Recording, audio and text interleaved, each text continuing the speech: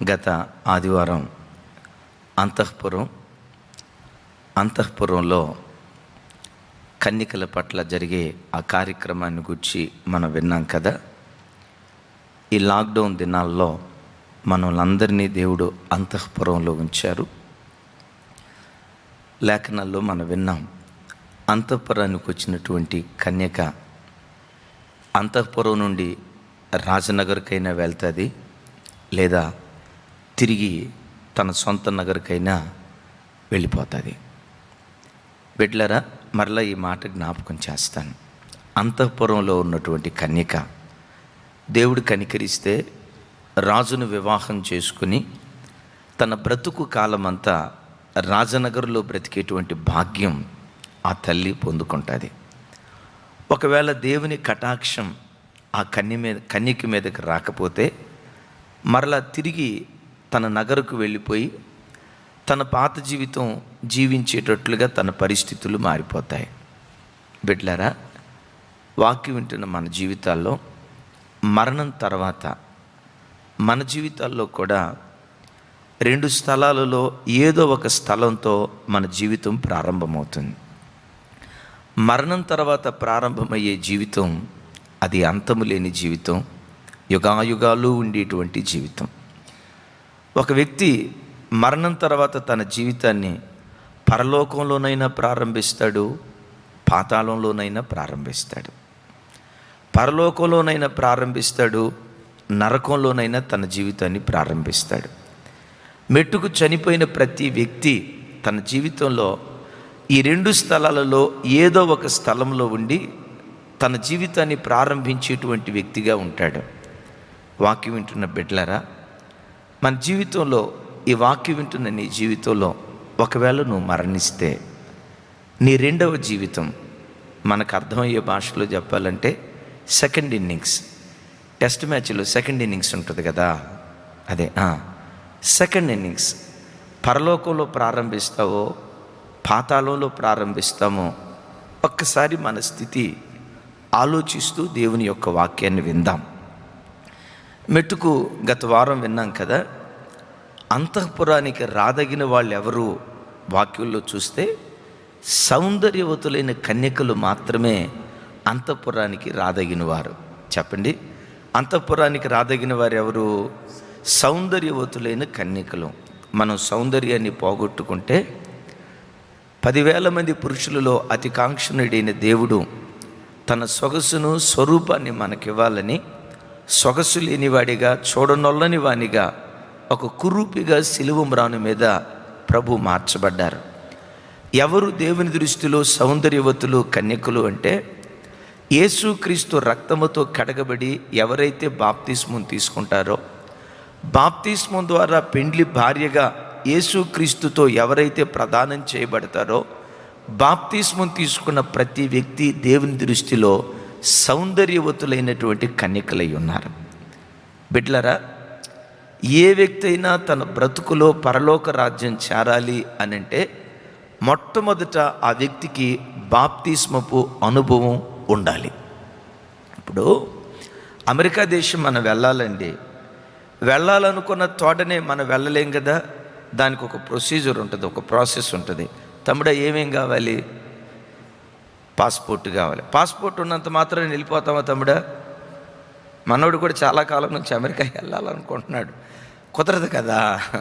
Passport ఉన్నంత మాత్రాన America వెళ్ళలేం. పాస్పోర్ట్తో పాటు ఏముండాలి? వీసా ఉండాలి. అదే సమయంలో అమెరికా దేశంలో వాళ్ళ బ్యాంకులో అమౌంట్ కూడా మనం డిపాజిట్ చేయాలి. ఈ ప్రాసెస్ అంతా జరిగితే అమెరికా దేశానికి వెళ్ళగలుగుతాం. బిడ్డలారా, ఆఫ్టర్ ఆల్ ఒక అమెరికా దేశానికి వెళ్ళటానికి ఇన్ని నియమాలు ఉన్నప్పుడు, మానవ భాషలో పరలోకంతో పోలిస్తే అమెరికా ఆఫ్టర్ ఆల్ అని అనటంలో సందేహం లేదు కదా. ఆఫ్టర్ ఆల్ అమెరికా దేశానికి వెళ్ళటానికి ఇన్ని పద్ధతులు ఉంటే, ఒక మనుషుడు పరలోక రాజ్యం స్వతంత్రించుకోవాలంటే ఎన్ని పద్ధతులు ఉంటాయో కదా. మెట్టుకు పాస్పోర్ట్, వీసా ఒక వ్యక్తికి కంపల్సరీ అనేది ఎంతో వాస్తవమో, ఒక వ్యక్తి పరలోక రాజ్యాన్ని స్వతంత్రించుకోవాలంటే నికోదేము అడుగుతాడు, అయ్యా నేను పరలోక రాజ్యం స్వతంత్రించుకోవాలంటే ఏం చేయాలి? యేసు ప్రభు సింపుల్గా చెప్తాడు, నీటి మూలముగా ఆత్మ మూలముగా జన్మించితేనే తప్ప పరలోక రాజ్యం చేరుకోలేడు అంటాడు. లోకంలో ఏ వ్యక్తి అయినా పరలోక రాజ్యం చేరుకోవాలి అంటే ఒకే ఒక్క నియమం. ఏంటా నియమం? నీటి మూలంగాను ఆత్మ మూలంగాను పుట్టినవాడై ఉండాలి. అంటే ఆ వ్యక్తి జీవితంలో కంపల్సరీగా బాప్తిస్ము తీసుకొని ఉండాలి. ఈ లైవ్లో వాక్యం వింటున్న అన్నయ్య, ఈ లైవ్లో వాక్యం వింటున్న చెల్లిమ, తమ్ముడా, ఒకవేళ ఇంతకాలం నువ్వు బాప్తిస్ము వాయిదా వేస్తే, ఈ లాక్డౌన్ దినాలు ప్రపంచంలో ఎంత విపరీతమైన పరిస్థితులు జరుగుతున్నాయి కదా, లోకం ఎప్పుడు ఎలా ఏ రీతిగా అంతమైపోతుందో తెలియదు. ఈ కరోనా వ్యాధిని గురించి ప్రపంచ మేధావులు ఏం చెప్తున్నారో తెలుసా? ఈ లాక్డౌన్ దినాల్లో మాత్రమే కాదు, ఈ కరోనా వ్యాధట రాగల కాలంలో కూడా మనతో పాటు సహజీవనం చేయబోతుందట. ఏ జీవనం అంటే, ఒక భర్తతో భార్య సహజీవనం చేసినట్లు, భర్తతో భార్య, గమనించండి, ఓ కుటుంబంలో అన్నదమ్ముళ్ళు సహజీవనం చేసినట్లు రాగల కాలంలో కరోనా వ్యాధి కూడా సహజీవనం చేయబోతుందట. బిడ్డలారా, అది సహజీవనం చేయటానికి అదేదో ఫ్రిడ్జో కూలరో ఏసీయో కాదు కదా, మరణకరమైనటువంటి వ్యాధి. నిజంగా ఇంకొక ఆయన అంటాడు, అసలు కరోనా ఏముందండి, మంచు పర్వతాలు కరిగిపోతూ ఉన్నాయి, ఆ మంచు పర్వతాలలో కరోనాను మించిన వైరస్లు దాని లోపల దాగి ఉన్నాయి, రాగల కాలంలో కరోనా వ్యాధికి మించినటువంటి వైరస్లు లోకానికి రాబోతూ ఉన్నాయి, ప్రపంచమంతా తుడుచుకుపెట్టుకుపోతుందేమో అని మేధావులు భయపడుతున్నారు.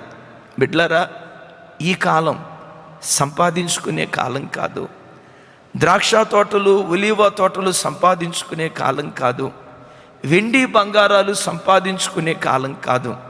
అయిలరా, ఓ దైవజనుడిగా నా చేతులు జోడించి దండం పెట్టి మీకు చెప్తున్నాను, ఇది సంపాదించుకునే కాలం కాదు, వెండి బంగారాలు కూర్చుకునే కాలం కాదు. ఈ కాలం ఏ కాలం అయ్యి అంటే పరలోక రాజ్యానికి సిద్ధపడేటువంటి కాలం. యేసుక్రీస్తు మహిమ కలిగిన రాకడ నేడో రేపో అన్నట్లుగా పరిస్థితులు జరుగుతూ ఉన్నాయి. యేసుక్రీస్తు మహిమ కలిగిన రారాజుగా, యోధా గోత్రపు కొదమ సింహముగా, అలంకరించబడిన పెండ్లి కుమారుడిగా ఆయన మధ్యాకాశానికి రాబోతూ ఉండగా, అంతఃపురమనే లాక్డౌన్లో దాగి ఉన్న సంఘ బిడ్డలారా, ఈ కడవరి దినాలలో ప్రతి బిడ్డ యేసుక్రీస్తు మహిమ కలిగిన రాకడలో ఆయన ఎదుర్కోవటానికి, పెండ్లి భర్తను ఎదుర్కోవటానికి అలంకరించబడిన పెండ్లి కుమార్తెగా ఈ అంతఃపురంలో నిన్ను నీవు అలంకరించుకొందువుగాక. గత వారం విన్నాం కదా, 6 మాసాల పాటు గోపురసంతో ఆమె శుద్ధి చేయబడాలి. ఇక ఆ విషయాలు నేను ముందుకు వెళ్ళను, ఆ విషయాలు నేను ఇక మాట్లాడను. దేవుని మహాకృప. ఎంతోమంది గత ఆదివారం వాక్యం విని ప్రభుని స్తుతించారు. ఏవైనా తెలుసా? అయ్యా, ఎస్తేరు జీవితాన్ని గురించి మేము రక్షించబడిన నాటి నుండి 20-30 సంవత్సరాల నుంచి మేము వింటూ ఉన్నాం, కానీ నిన్న ఆదివారం దేవుడు మాతో మాట్లాడిన ఆ కోణంలో మేము ఎప్పుడు వినలేదయ్యా. నిజంగా మీరు వాక్యం చెప్తా ఉంటే మా హృదయమే ఒక పచ్చిక బయలుగా మార్చబడిందని ఎంతోమంది ప్రభుని స్తుతించారు. అందుకు దేవునికి మహిమ కలుగునుగాక. రైట్. 6 మాసాలు గోపరస తైలముతో శుద్ధి చేసిన తర్వాత తతిమ 6 మాసాలు ఏం చేసేవాళ్ళో కొంచెం వాక్యాన్ని చూద్దాం. అందరూ చూడండి. ఎస్తేరు గ్రంథం 2వ అధ్యాయం 12వ వచనం. తమ్ముడ చదువు.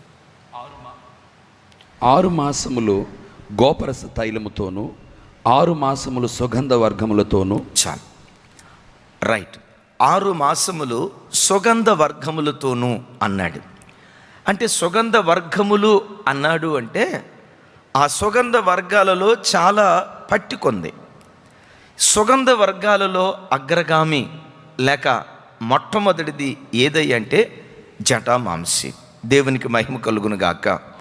మనం చరిత్ర గ్రంథాలు నిఘంటువులో మనం చూస్తే గంధవర్గంలో అగ్రగామి అంటే గంధవర్గానికి రాణి ఏదై అంటే జటామాంసి.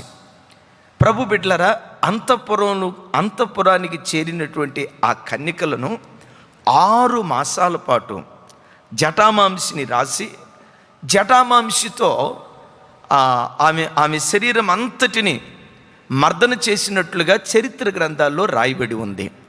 ప్రభు బిడ్డలారా, అంతఃపురానికి చేరినటువంటి కన్యకలకు జటామాంసి ఎందుకు రాసేవాళ్ళు? అసలు పరిశుద్ధ గ్రంథంలో జటామాంసికి ఉన్నటువంటి ప్రాముఖ్యత ఏంటి? పరిశుద్ధ లేఖనాల్లో మనం చూసినట్లయితే బిడ్డలారా, మీలో చాలామందికి జటామాంసి అనే పేరు బైబిల్లో వినుంటారు. మన ఆయుర్వేదంలో కూడా జటామాంసి అనే పేరు తరచుగా మనం వింటా వస్తాం. జటామాంసి అనేటువంటి ఈ పేరును భారత ఆయుర్వేద వైద్య శాస్త్రం 3-4 పేర్లతో పిలుస్తుంది. మెట్టుకు 3 పేర్లు జ్ఞాపకం చేస్తాను. ఒకటి జటామాంసి, రెండవది తపస్విని, మూడవది నలద. నలద కాదు, మీరు స్పష్టంగా వినాలి, నలద. మరలా చెప్తాను. ఈ జటామాంసిని 3 పేర్లతో పిలుస్తారు. ఒకటి జటామాంసి, రెండవది తపస్విని, మూడవది నలద. ఈ 3 శ్రేష్టమైనటువంటి పేర్లతో గమనించండి, ఈ జటామాంసిని పిలుస్తున్నట్లుగా పరిశుద్ధ గ్రంథంలో కానీ లోకంలో కానీ మనం గమనించగలుగుతాం. జటామాంసి అనే ఆ మొట్టమొదటి పేరును గురించి కాస్త మీకు వివరణ ఇస్తాను. జట అంటే జడ అని అర్థం, మాంసి అంటే వేరు అని అర్థం. ఈ జటామాంసి యొక్క వేర్లు ఎట్లా ఉంటాయంటే, ఒక స్త్రీ యొక్క కురులు లేక జడ ఏ రీతిగా ఉంటుందో, ఒక స్త్రీ తల వెంట్రుకలు ఎలా ఉంటాయో జటామాంసి యొక్క వేర్లు కూడా సేమ్ అట్లాగే ఉంటాయి. తమ్ముడా, జడ ఎట్టుంటుందో తెలుసు కదా? సరే, తెలియకపోతే స్క్రీన్ మీద కనపడుతుంది, చూడు తమ్ముడా. జడంతో చూసారా? సహోదరుల జడ ఎట్లా ఉంటుందో ఈ జటామాంసి యొక్క వేర్లు కూడా అచ్చం జడలాగే ఉంటాయి. అందుకనే దానికి పెట్టబడినటువంటి పేరేమిటాయి అంటే జటామాంసి అని పేరు పెట్టారు. నాకు సమాధానం చెప్పండి. జట అంటే అర్థం ఏంటి? జడ. మాంసి అంటే, ఒరే మాంసం కాదురా తమ్ముడా, నువ్వు స్పష్టంగా చెప్పాలా. లాక్డౌన్ దినాల్లో వాడికి మాంసం గుర్తొచ్చినట్టుంది. మాంసి అంటే వేరు అని అర్థం. మెట్టుకు బిడ్డలారా, ఈ జటామాంసి ఎందుకు, జటామాంసి యొక్క రసాన్ని, ఈ ద్రవరూపకమైన జటామాంసి అనే పేరు బైబిల్లో కూడా వాడబడింది కదా. ఈ ద్రవరూపకమైన జటామాంసిని దేని కొరకు వాడేవాళ్ళంటే, అంతఃపురానికి చేరినటువంటి కన్యకల తల వెంట్రుకలకు రాస్తే ఆ తల వెంట్రుకలు పొడుగ్గా పెరుగుతాయని, రెండవది తల వెంట్రుకలు తెల్లబడకుండా ఉంటాయని, మూడవది ఆ కన్యక రాజును వివాహమాడిన తర్వాత బోడితల అంటే బట్టతల అనేది రాకుండా ఉండాలని చెప్పి అంతఃపురానికి చేరినటువంటి కన్యకలకు జటామాంసిని రాస్తూ ఉండేవాళ్ళు. లైవ్లో వాక్యం వింటున్న బిడ్డలారా, ఓహో, జటామాంసి రాసుకుంటే తల వెంట్రుకలు పెరుగుతాయా, నల్ల వెంట్రుకలు తెల్లబడకుండా ఉంటాయా, వెంట్రుకలు ఊడిపోవా అని చెప్పి ఇక ఈ వాక్యం ఆపేసి జటామాంసి కొనటానికి వెళ్ళారు కాక. ఆ రోజుల్లో బైబిల్లో రాయబడిన జటామాంసి ఇప్పుడు లేదు. ఇప్పుడు అమ్మే జటామాంసి కనుక ఒకవేళ రాసుకుంటే ఈ ప్రోగ్రాం ఏదో, ఈ వాక్యం ఏదో వసుంధర ప్రోగ్రాం అనుకొని,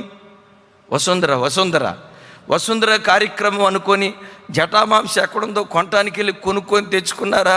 యేసు రక్తమే చేయి, మీ తల మీద ఉన్న ఎంట్రుకలన్నీ ఊడిపోతే నన్ను అడగొద్దు, సరేనా? సో ఇది ఆయుర్వేదం కోసం చెప్పే మాట కాదు, ఆత్మీయ భాషలో చెప్తాను. మనమందరం ఎవరిమయ్య అంటే వరుడైన యేసుక్రీస్తు ప్రభువారిని వివాహం ఆడబోయే పెండ్లి భార్యలం. ఈ పెండ్లి భార్యలుగా మన జీవితాల్లో జరగాల్సింది ఏంటో తెలుసా? పురుషుడైనా స్త్రీ అయినా తన వెంట్రుకలు ఏపుగా పొడవుగా పెరగనిచ్చేటువంటి వాడై ఉండాలి. మీరు అనొచ్చు, అయ్యా ఈ లాక్డౌన్ దినాల్లో మంగళ షాపులు మూసేసిన తర్వాత మీరు అన్నట్లుగా నీ తల వెంట్రుకలు పెంచుకుంటున్నావయ్యా. కాదు. పరిశుద్ధ గ్రంథమైన బైబిల్లో తల వెంట్రుకలు దేనికి గుర్తయి అంటే అభిషేకానికి, బలానికి, ఘనతకు గుర్తుగా ఉన్నాయి. మరలా జ్ఞాపకం చేస్తాను, పరిశుద్ధ గ్రంథమైన బైబిల్లో తల వెంట్రుక అనేది అభిషేకానికి గుర్తుగా ఉంది. తల వెంట్రుక అనేది దైవికమైన బలానికి గుర్తుగా ఉంది. తల వెంట్రుక అనేది దైవికమైన ఘనతకు గుర్తుగా ఉంది. వాక్యం వింటున్న బిడ్డలారా, ఈ కన్యక తల వెంట్రుకలు రోజు పెరుగుతూ రావాలి అనంటే ఈ మాటకున్న అర్థం ఏంటో తెలుసా? దేవుని వాక్యాన్ని కలిగిన నీ బ్రతుకులో ఆత్మ సంబంధమైన బలం రోజు రోజుకు పెరుగుతూ వెళ్ళాలి. ప్రార్థన అనే బలం పెరుగుతూ వెళ్ళాలి. విశ్వాసం అనే బలం పెరుగుతూ వెళ్ళాలి. పరిశుద్ధత అనే బలం పెరుగుతూ వెళ్ళాలి. విజ్ఞాపన జీవితం అనే బలం పెరుగుతూ వెళ్ళాలి. పరిశుద్ధాత్మ అభిషేకం అనే బలం, దైవికమైన ప్రతి బలం యేసు నామములో రోజు రోజుకు కురులు పెరుగుతూ వెళ్ళినట్లుగా దైవికమైన బలం నీలో పెరుగుతూ వెళ్ళాలి. ఏ కన్యకకైతే పొడవాటి వెంట్రుకలు ఉంటాయో, అంటే ప్రభు బిడ్డలారా, ఏ విశ్వాస అయితే తన ఆత్మీయ జీవితాన్ని పోగొట్టుకోకుండా ఆత్మీయతలో రోజు రోజుకు బలపడుతూ బలాభివృద్ధి పొందుతూ దేవుని సన్నిధిలో నిలవబడతాడో ఆ వ్యక్తినే యేసుక్రీస్తు ప్రభువారు తన పెండ్లి భార్యగా మార్చుకోబోతూ ఉన్నాడు. వింటున్నారు కదా? ఎవరిని ఆయన పరిణయం ఆడబోతున్నాడు, ఎవరిని వివాహం చేసుకోబోతున్నాడు? ఆ దైవికమైన బలం రోజు రోజు నీలో అధికం కావాలి. నా బిడ్డలారా, ఓ దైవ సేవకుడిగా మీ అందరితో వేదనతో ఈ మాట చెప్తున్నాను. లోకంలో అనేక మంది క్రైస్తవుల జీవితాల్లో మనం చూస్తే యేసు ప్రభువుని నమ్ముకున్న తర్వాత ధనంలో పెరిగారు, ఆస్తిపాస్తుల్లో పెరిగారు, వెండి బంగారాల్లో పెరిగారు, బ్యాంక్ బ్యాలెన్స్లో పెరిగారు. ఎవరిని అడిగినా, అయ్యా యేసు ప్రభు దగ్గరికి రాకమునుపు కనీసం పెంకుటిల్లు కూడా మాకు ఉండేది కాదయ్యా, దేవుడి రోజున మా కష్టార్జితాన్ని ఆశీర్వదించి మేడ మీద దేవుడు కూర్చోబెట్టాడయ్యా, ఒకప్పుడు అద్దెకు కూడా మాకు గతి లేదయ్యా, ఈరోజు మా ఇంటిలో అనేక మంది అద్దెకు బ్రతుకుతున్నారయ్యా, దేవుడు ఎంతగా మమ్మల్ని హెచ్చించాడు, గణపరిచాడు, లేవనెత్తాడు అని. బిడ్డ, డబ్బులో పెరిగావు, సంతోషం. ఉద్యోగంలో నీ పిల్లలు కూడా పెరిగారు, సంతోషం. ఆస్తిపాస్తుల్లో బ్యాంక్ బ్యాలెన్స్లో పెరిగావు, సంతోషం. నిన్ను అడిగే ప్రశ్న, పరిశుద్ధతలో నీ పిల్లలు పెరిగారా? నా కొడుకు సాఫ్ట్వేర్ ఇంజనీర్, చెప్తున్నా ఫైన్. నా కుమార్తె డాక్టర్, ఓకే, ఇట్స్ ఫైన్. నా మనవడు collector, praise God, praise God. వీటన్నిటిలో పెరిగే వాస్తవమే, కానీ జ్ఞాపకం చేస్తాను, నా కొడుకు సాఫ్ట్వేర్ ఇంజనీర్ అని చెప్పుకుంటున్న నీ కొడుకు పరిశుద్ధతలో పెరిగాడా? విశ్వాసంలో నీ కుటుంబం పెరిగిందా? ఈ రోజున ఏ కుటుంబాల్లో చూసినా మాట్లాడే మాట ఏంటో తెలుసా? అయ్యా, ఒకప్పుడున్న ఆత్మీయత ఈరోజు మాకు లేదయ్యా, ఒకప్పుడున్న ప్రార్థన జీవితం ఈరోజు మాకు లేదయ్యా, ఒకప్పుడు మాకున్న విశ్వాస జీవితం ఈరోజు మాకు లేదయ్యా. ఏమైపోయింది? తల వెంట్రుకలన్నీ ఊడిపోయాయ్యా. ఆత్మీయతలో ఎదుగుదల లేదు, ప్రార్థనా జీవితంలో వృద్ధి లేదు. ఈ లైవ్లో వాక్యం వింటున్న దేవుని బిడ్డలారా, ఈరోజు వాక్యం వింటుండగా నీ తల వెంట్రుకల మీద యేసు నామం పేరిట జటామాంసి పోయబడునుగాక. ఏంటా జటామాంసి? రోజు రోజుకు నీలో ఆత్మీయ బలం పెరుగుతూ రావాలి. అలా పెరగాలి అంటే ఏం చేయాలి? అలా పెరిగితే దేవుడు మనకిచ్చేటువంటి ప్రతిఫలం ఏంటి? ఒకసారి చూడండి, కీర్తనల గ్రంథం 84వ కీర్తన. అందరూ చూడండి, 84వ కీర్తన.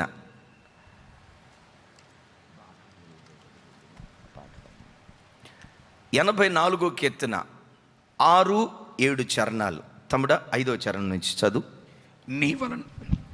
నీ వలన బలమునందు మనుష్యులు ధన్యులు, యాత్ర చేయు మార్గములు వారికి అతి ప్రియములు. వారు బాకా లోయలో బడి వెళ్ళుచు దానిని జలమయముగా చేయుదురు, తొలకరి వాన దానిని దీవెనలతో కప్పును. వారు నానాటికి బలాభివృద్ధి నొందుచు ప్రయాణము చేయుదురు. వారిలో ప్రతి వాడును సియోనులో దేవుని సన్నిధిని కనబడును. నీతో యాత్ర చేయు మార్గములో ఎంతో రమ్యమైనవి, అవి నాకెంతో ప్రియమైనవి. నీతో యాత్ర చేయు మార్గములో ఎంతో రమ్యమైనవి, అవి నాకెంతో ప్రియమైనవి. నీ మహిమను కొనియాడు పరిశుద్ధులతో నిలచి 10 తంతుల సితారతో నిన్నే కీర్తించెదా. నీ మహిమను కొనియాడు పరిశుద్ధులతో నిలచి 10 తంతుల సితారతో నిన్నే కీర్తించెదా. నా స్తుతులపైన నివసించువాడా, నా అంతరంగికుడా యేసయ్యా.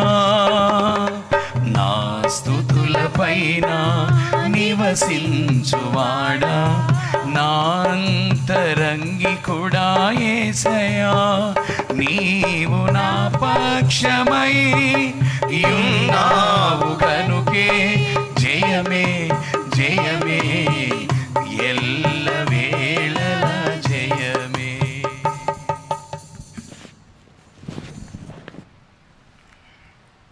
Praise the Lord. హల్లెలూయా. రైట్, అందరూ చూడండి. చూస్తా ఉన్నాం కదా, ఈ స్థలంలో రాయబడిన మాట ఏంటంటే, వారు నానాటికి బలాభివృద్ధి నొందుచు సాగిపోతూ ఉన్నారు. అంటే రోజు రోజుకు వాళ్ళ బలం అధికమైపోతూ ఉంది. వారు బలాభివృద్ధి పొందుచు సాగిపోతున్నారు కనుక సియోనులో దేవుని సన్నిధిలో వాళ్ళు కనపడుతున్నారట.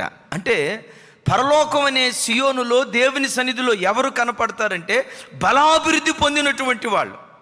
నిన్నున్న బలం కంటే ఈరోజు బలం అధికమైంది. ఈ రోజున్న బలం కంటే రేపు అధికమైన బలం, గత సంవత్సరంలో ఉన్న బలం కంటే ఈ సంవత్సరం అధికమైన బలంతో వాళ్ళ బలం రోజు రోజుకు అభివృద్ధి పొందుతూ వస్తూ ఉంది. కనుకే వారి తల వెంట్రుకలు, వారి కురులు పొడువుగా పెరుగుతూ వచ్చాయి. కనుకే పరలోకంలో దేవుని సన్నిధిలో వారు కనపడగలిగారు. ఇంతకీ వారు నానాటికి బలాభివృద్ధి పొందటానికి కారణం ఏంటంటే 2 అనుభవాలు చెప్తాను. ఒకటి, యాత్ర చేసే మార్గంలోనట వారు నిరంతరము దేవుని స్తుతిస్తూ ఉండేవాళ్ళట. అంత మాత్రమే కాదు సుమి, లోయలో బడి వెళ్తా ఆ లోయను జలమయంగా మార్చారట. జలమయంగా మార్చిన తర్వాత దానికి ఏ లోయ అని పేరు పెట్టబడిందో తెలుసా? బాకా లోయ అని పేరు పెట్టబడింది. బాకా అనగా అంగలార్పు అని అర్థం. దేవునికి మహిమ కలుగును గాక. అంటే వారు నానాటికి బలాభివృద్ధి పొందటానికి కారణం ఏంటంటే, ఒకవైపున దేవుని స్తుతిస్తున్నారు, మరొక వైపున అంగలారుస్తూ దేవుని సన్నిధిలో ప్రార్థన చేస్తూ ఉన్నారు. ఆమేన్. ఈ లైవ్లో వాక్యం వింటున్న దేవుని బిడ్డ, నీ జీవితంలో ఆ ఆత్మ సంబంధమైన బలం రోజు రోజుకు అధికం కావాలంటే మొట్టమొదట నువ్వు దేవుని స్తుతించేటువంటి వ్యక్తివై ఉండాలి. కరువులో ఉన్నా స్తుతించు, సమృద్ధిలో ఉన్నా స్తుతించు, సంతోషంగా బ్రతుకుతున్నా స్తుతించు, ఏడ్పుతో బ్రతుకుతున్నా స్తుతించు. ఏ స్థితిలో ఉన్నా నీ ఉన్న స్థితిని బట్టే హృదయమార ప్రభుని స్తుతిస్తూ ఉండు. ఎందుకో తెలుసా? స్తుతిలో శక్తి దాగి ఉన్నది. ఎవరైతే ప్రభుని స్తుతిస్తారో, మీకు ఒక మంచి మాట చెప్తాను. బైబిల్లో రాయబడిన మాట, ఇశ్రాయేలీలు చేయు స్తోత్రములపై ఆయన ఆసీనుడైన దేవుడు. ఎవరైనా బలవంతుడైనటువంటి దేవుడు ఆయన. ఆయనను గూర్చి వాక్యం ఏమంటుంది? ఆశ్చర్యకరుడు, ఆలోచనకర్త. తమ్ముడా ఇట్ట కాదు, నోరు తెరిచి చెప్పాలా? ఆశ్చర్యకరుడు, ఆలోచనకర్త, బలవంతుడైనటువంటి దేవుడు అని రాస్తుంది కదా. బిడ్లరా గమనించండి, ఏ నోరైతే ప్రభుని స్తుతిస్తాదో, ఏ చేతులైతే ప్రభుని ఆరాధిస్తాయో, ఏ పెదవులైతే ప్రభుని స్తుతిస్తాయో, ఏ హృదయం అయితే ప్రభుని ఆరాధించే హృదయంగా ఉంటుందో, ఆ వ్యక్తిలోనికి సాక్షాత్తు బలవంతుడైన దేవుడు దిగివచ్చునుగాక. ఎప్పుడైతే బలవంతుడైన దేవుడు నీలోనికి దిగొస్తాడో, నువ్వు బలహీనుడివైనా బలవంతుడు నీలోనికి దిగొచ్చిన తర్వాత బలాభివృద్ధి పొందుకునే కృప దేవుడు నీకు ఇస్తాడు.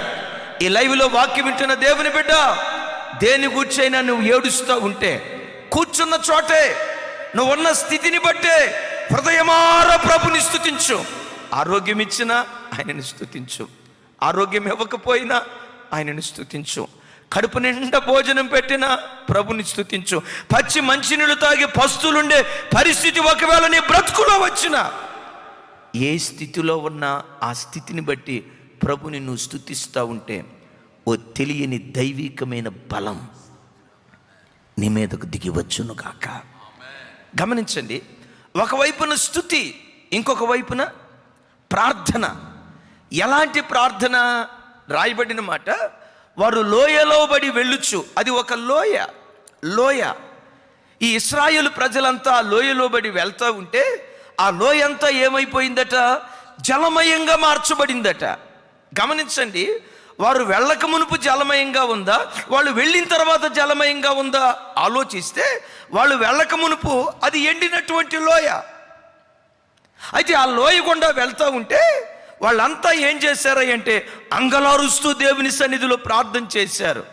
వారు కార్చిన కన్నీటి ధార చేత ఆ లోయ నింపబడినది కనుక ఆ లోయకు వాక్యం ఏమని పేరు పెట్టిందంటే బాకా లోయ.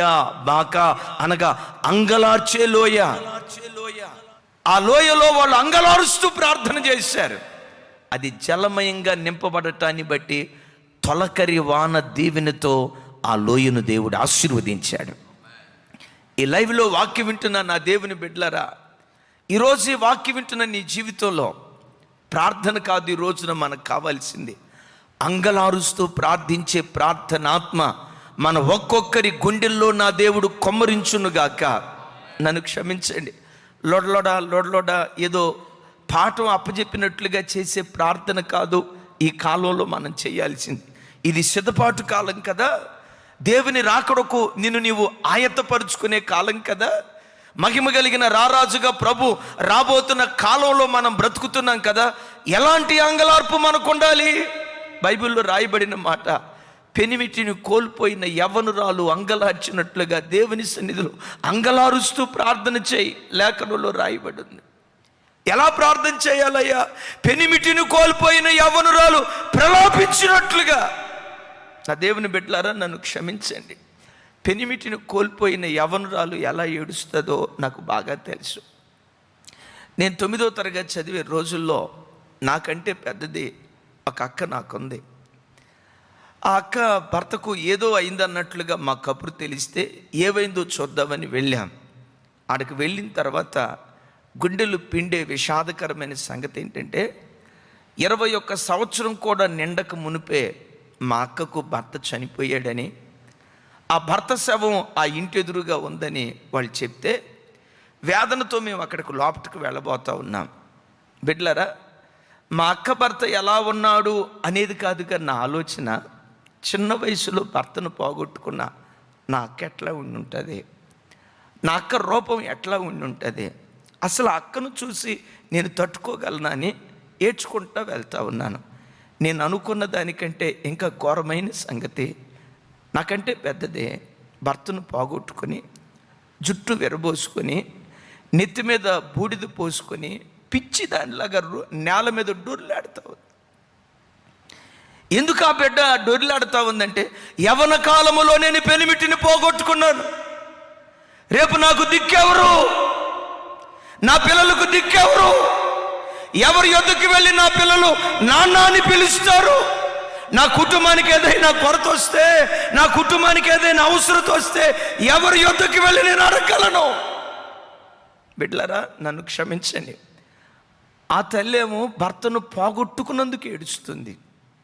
ఈరోజు వాక్యం వింటున్న బిడ్డలారా, మన భర్తలు బ్రతుకున్నా, మన భార్యలు బ్రతుకున్నా, మనం క్షేమంగా ఉన్న యేసుక్రీస్తు రాకడలో ఎత్తబడు నిమిత్తమై, యేసుక్రీస్తు రహస్య రాకడలో నీ పిల్లలు ఎత్తబడు నిమిత్తమై పెనిమిటిని కోల్పోయిన యవ్వనురాలు ఎలా ఏడుస్తాడో, నీ కన్యత్వం కోసం దేవుని సన్నిధిలో అంగలార్చే వ్యక్తిగా నువ్వు బ్రతికితే ఆ అంగలార్పుతో కూడుకున్న ప్రార్థన ఏం చేస్తుందో తెలుసా?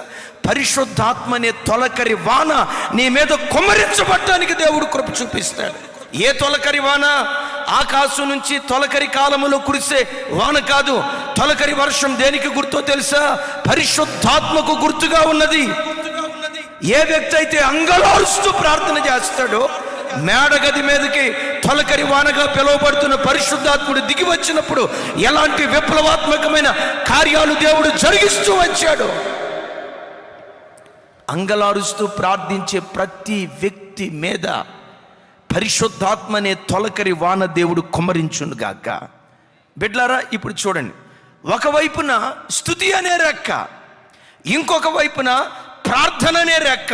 మిమ్మల్ని అడుగుతాను, ఒక పక్షి ఆకాశానికి ఎగరాలనుకోండి, ఎన్ని రెక్కలు కావాలి? అరే చెప్పండి, మీరు లైవ్లో చెప్తున్నారో లేదో నాకు అర్థమైపోద్ది, నోరు తెరిచి చెప్పాలి. ఒక పక్షి ఆకాశంలో ఎగరాలంటే, ఒక పక్షిరాజు ఆకాశ గగనాల్లో ఎగురుతూ ఆకాశ మహాకాశాలు దాటాలంటే ఆ పక్షిరాజుకి ఎన్ని రెక్కలు ఉండాలి?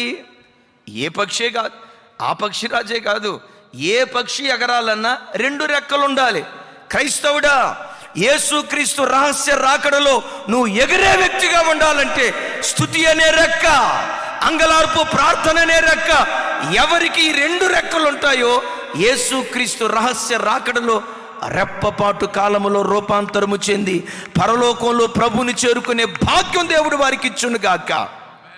విశ్వాసులారా, ఓ దైవ సేవకుడిగా నేను కోరుకునేది ఏంటంటే, రోజు రోజుకు ఆత్మీయ జీవితంలో నీ బలం వృద్ధి పొందుతూ రావాలి.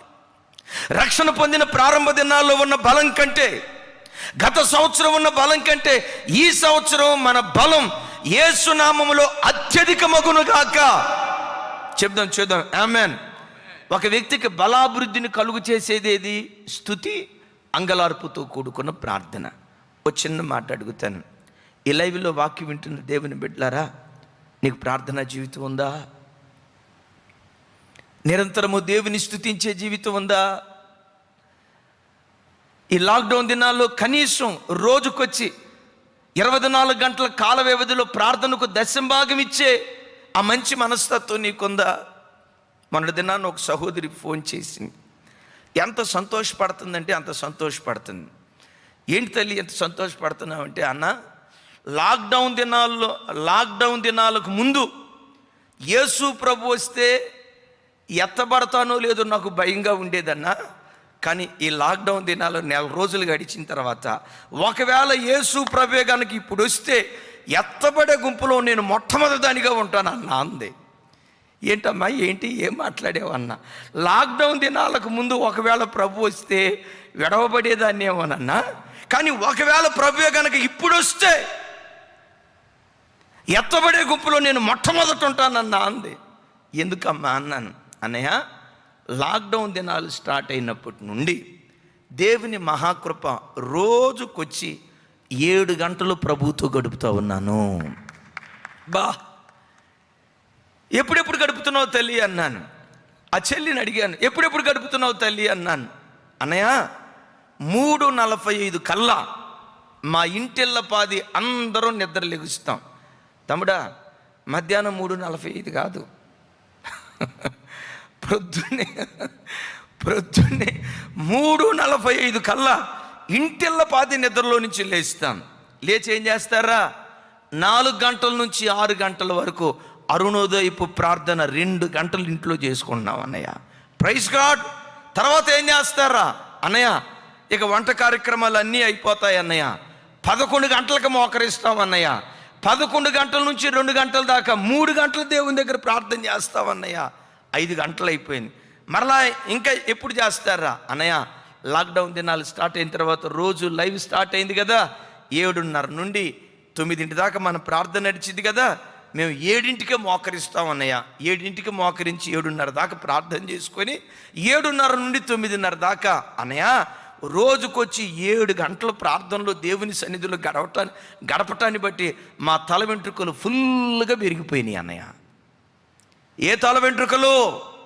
దైవికమైన బలమనే తల వెంట్రుకలు, అభిషేకమనే తల వెంట్రుకలు, దేవుని తలాంతనే తల వెంట్రుకలు.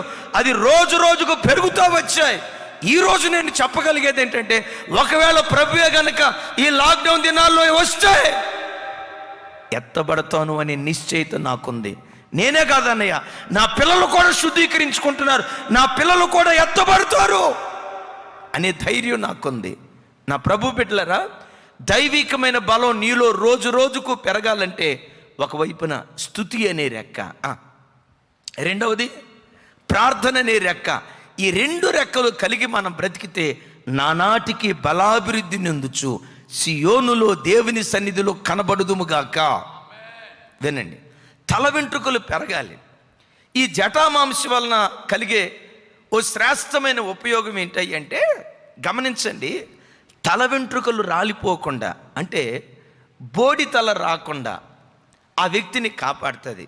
బిడ్డలారా, బట్టతలు వచ్చినందువలన వచ్చే నష్టం ఏమీ లేదు.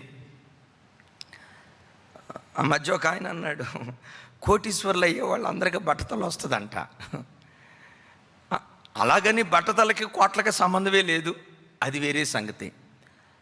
తల వెంట్రుకలు ఊడిపోకూడదు అంటే, బోడినెత్తి రాకూడదు అంటే, పరిశుద్ధ గ్రంథమైన బైబిల్లో బోడితనం అనేది వెకిలి నడకకు, వెకిలి చూపుకు, వెకిలితో ఎగతాళితో కూడుకున్న మాటకు బోడితనం సాదృశ్యకంగా ఉంది. మరలా జ్ఞాపకం చేస్తాను, గమనించండి. ఈ అంతఃపురంలో చేర్చబడిన ఈ కన్యకలకు జటామాంసి ఎందుకు రాస్తారంటే, రాజనగరంలో రాణిగా ఉండబోయేటువంటి ఆ రాణి వెకిలి చూపు చూసిందనుకోండి, రాజరికానికి అవమానం. వింటున్నారు కదా? అంతఃపురంలో, రాజనగరంలో, రాజవీధుల్లో నడవబోయే రాణి వెకిలి నడక నడిస్తే, వెకిలి పనులు చేస్తూ ఉంటే, వెకిలి చూపులు చూస్తూ ఉంటే, వెకిలి ప్రవర్తనతో ప్రవర్తిస్తూ ఉంటే రాజనగరికి అది అవమానం, రాజుకు అది అవమానం. లైవ్లో వాక్యం వింటున్న బిడ్డలారా, క్రైస్తవుడు ఎవరో తెలుసా? రాజనగరుకు చేరబోయేటువంటి వాడు. రాజనగరుకు చేరబోయే క్రైస్తవ స్త్రీ వెకిలి నడక నడవకూడదు. ఏమండి, బోడితనం వెకిలి నడకకు, వెకిలి చూపుకు, వెకిలి మాటకు ఎలా సాదృశ్యకంగా ఉంది అని మీరు అడిగితే, చూడండి యెషయా గ్రంథం, తమ్ముడా చూయించు. యెషయా గ్రంథం 3వ అధ్యాయం 16-17 వచనాలు, తమ్ముడా చదువు. మరియు యెహోవా సెలవిచ్చినది ఏదనగా, సియోను కుమార్తెలు గర్విష్ఠురాండ్రై మెడచాచి నడుచుచు, ఓరచూపులు చూచుచు, కులుకుతో నడుచుచు తమ కాళ్ళ గజ్జలను మ్రోగించుచున్నారు. కాబట్టి ప్రభువు సియోను కుమార్తెల నడినెత్తి బోడి చేయును, చాలు, వారి మానమును బయలుపరచును. రైట్. ఎవరు వీళ్ళు బిడ్లరా? అన్యులు కాదు, సియోను కుమార్తె అని రాసి ఉంది. అంటే సియోను కుమార్తె అంటే ఒక ఉన్నతమైన ప్రతిష్ఠ జీవితం జీవించే వ్యక్తులు. బైబిల్లో యెరూషలేము కుమార్తెలు ఉన్నారు, సియోను కుమార్తెలు ఉన్నారు. వినండి, అన్యుల కుమార్తెలు ఉన్నారు, వాళ్ళు అన్యులు. యెరూషలేము కుమార్తెలు ఉన్నారు, యేసుక్రీస్తు రక్తముతో విమోచించబడిన వాళ్ళు.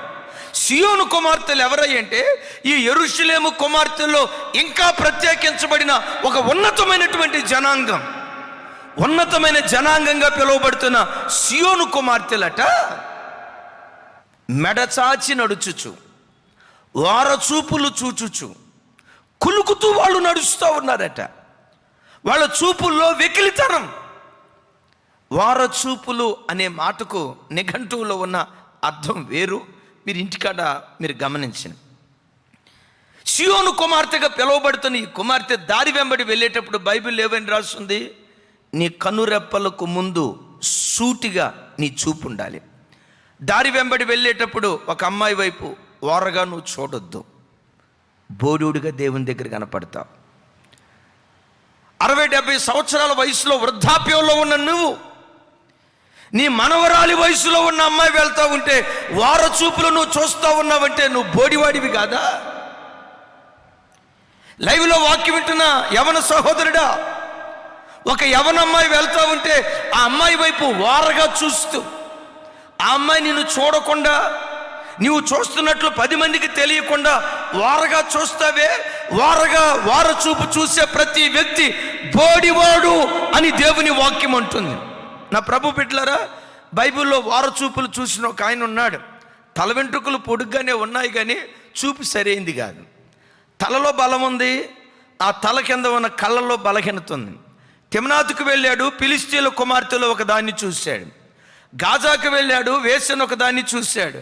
షోయరు లోయకు వెళ్ళాడు, దెలీలా అనే వేశ్యను ఒక దాన్ని చూశాడు.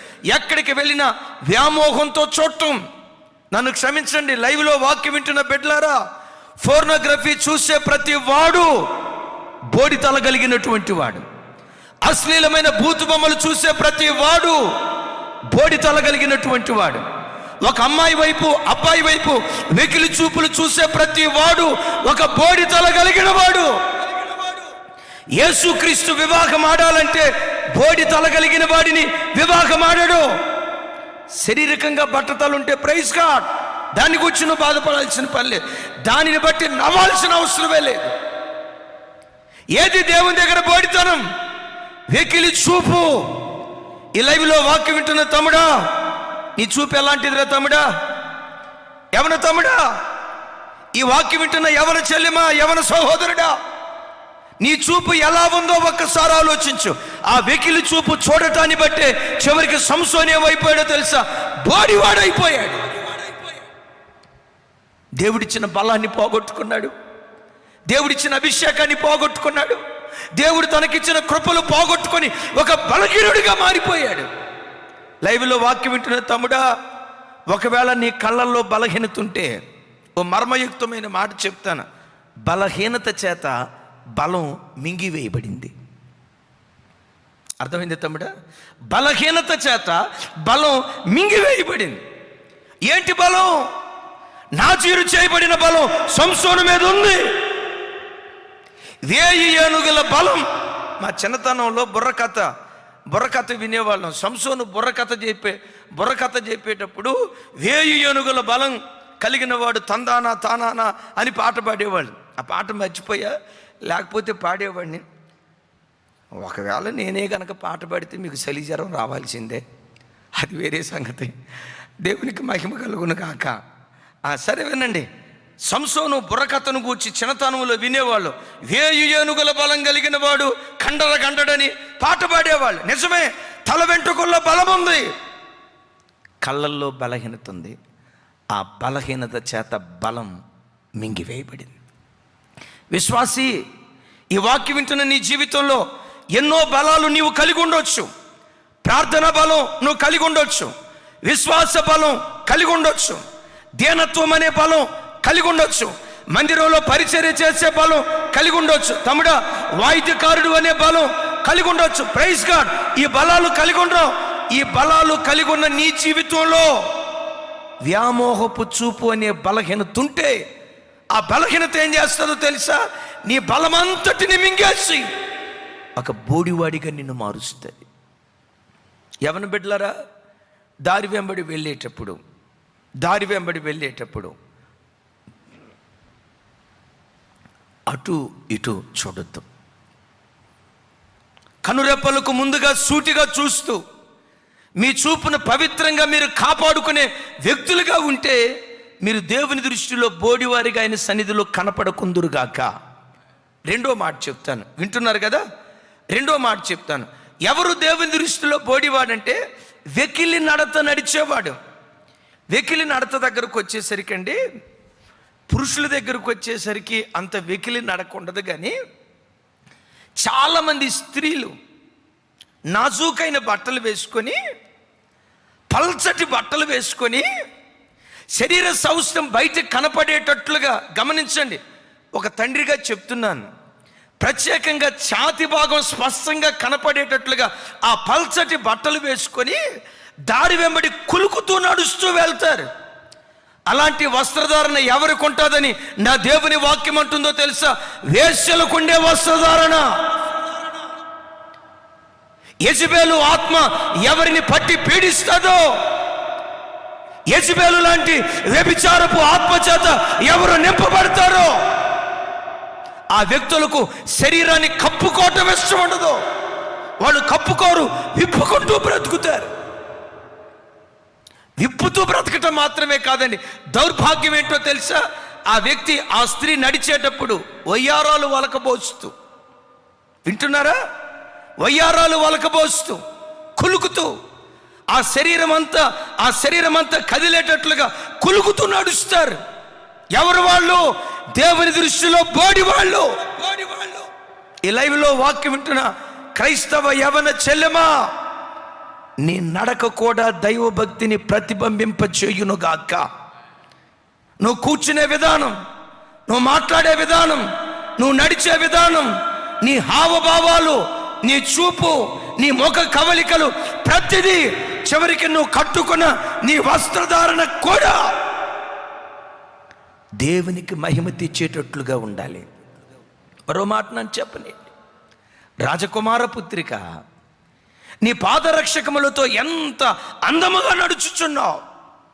కులుకుతూ నడిచే నడక బోడి నడకదా దేవుని దగ్గర.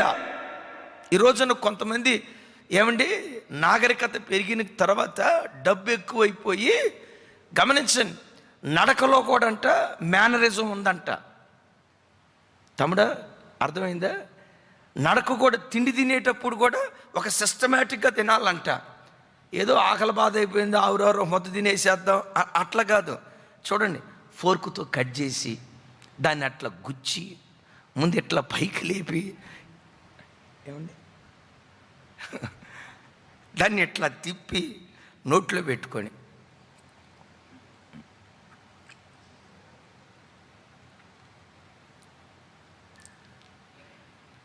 ఆ చిన్న పీసును 5 నిమిషాలు నవిలి, ఏమండి, ఇక చూడండి, ఈ కరోనా కాలంలో నవల మనం మొత్తానికి ఈ కరోనా దేవుడు అనుమతించి ఎక్కడ ఫీజులు అక్కడ లేపేశాడు.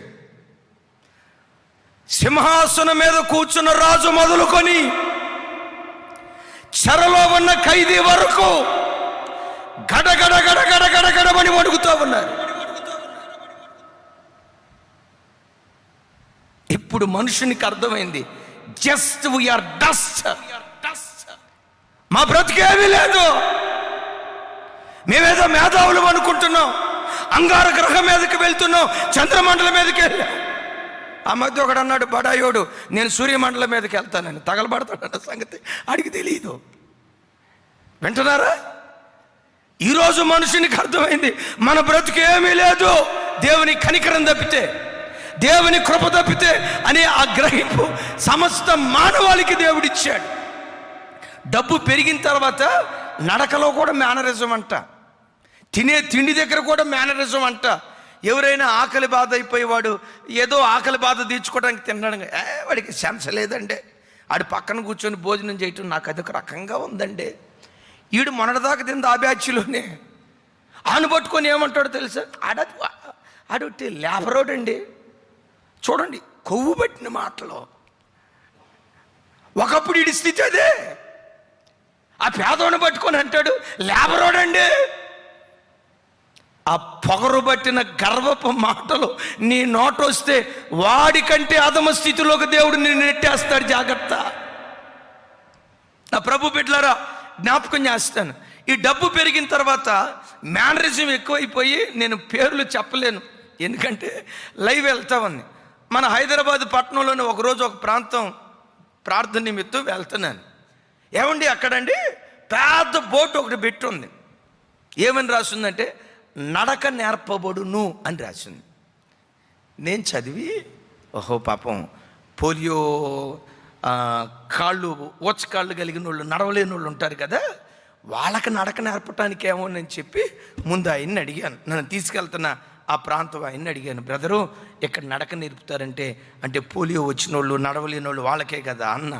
ఆయన పక్క అన్నవి, లేదన్నా క్యాట్ వాక్ నేర్పుతారన్నా, అమ్మాయి ఎట్లా కులుగుతా నడవాలో అది నేర్పుతారన్నా ఇక్కడ అన్నాడు. అంతకు మునుపు టైపు నేర్పబడును, కంప్యూటర్ నేర్పబడును, ఇంగ్లీష్ నేర్పబడును అనే చదివే కానీ అక్కడుంది ఏంటంటే నడక నేర్పబడును.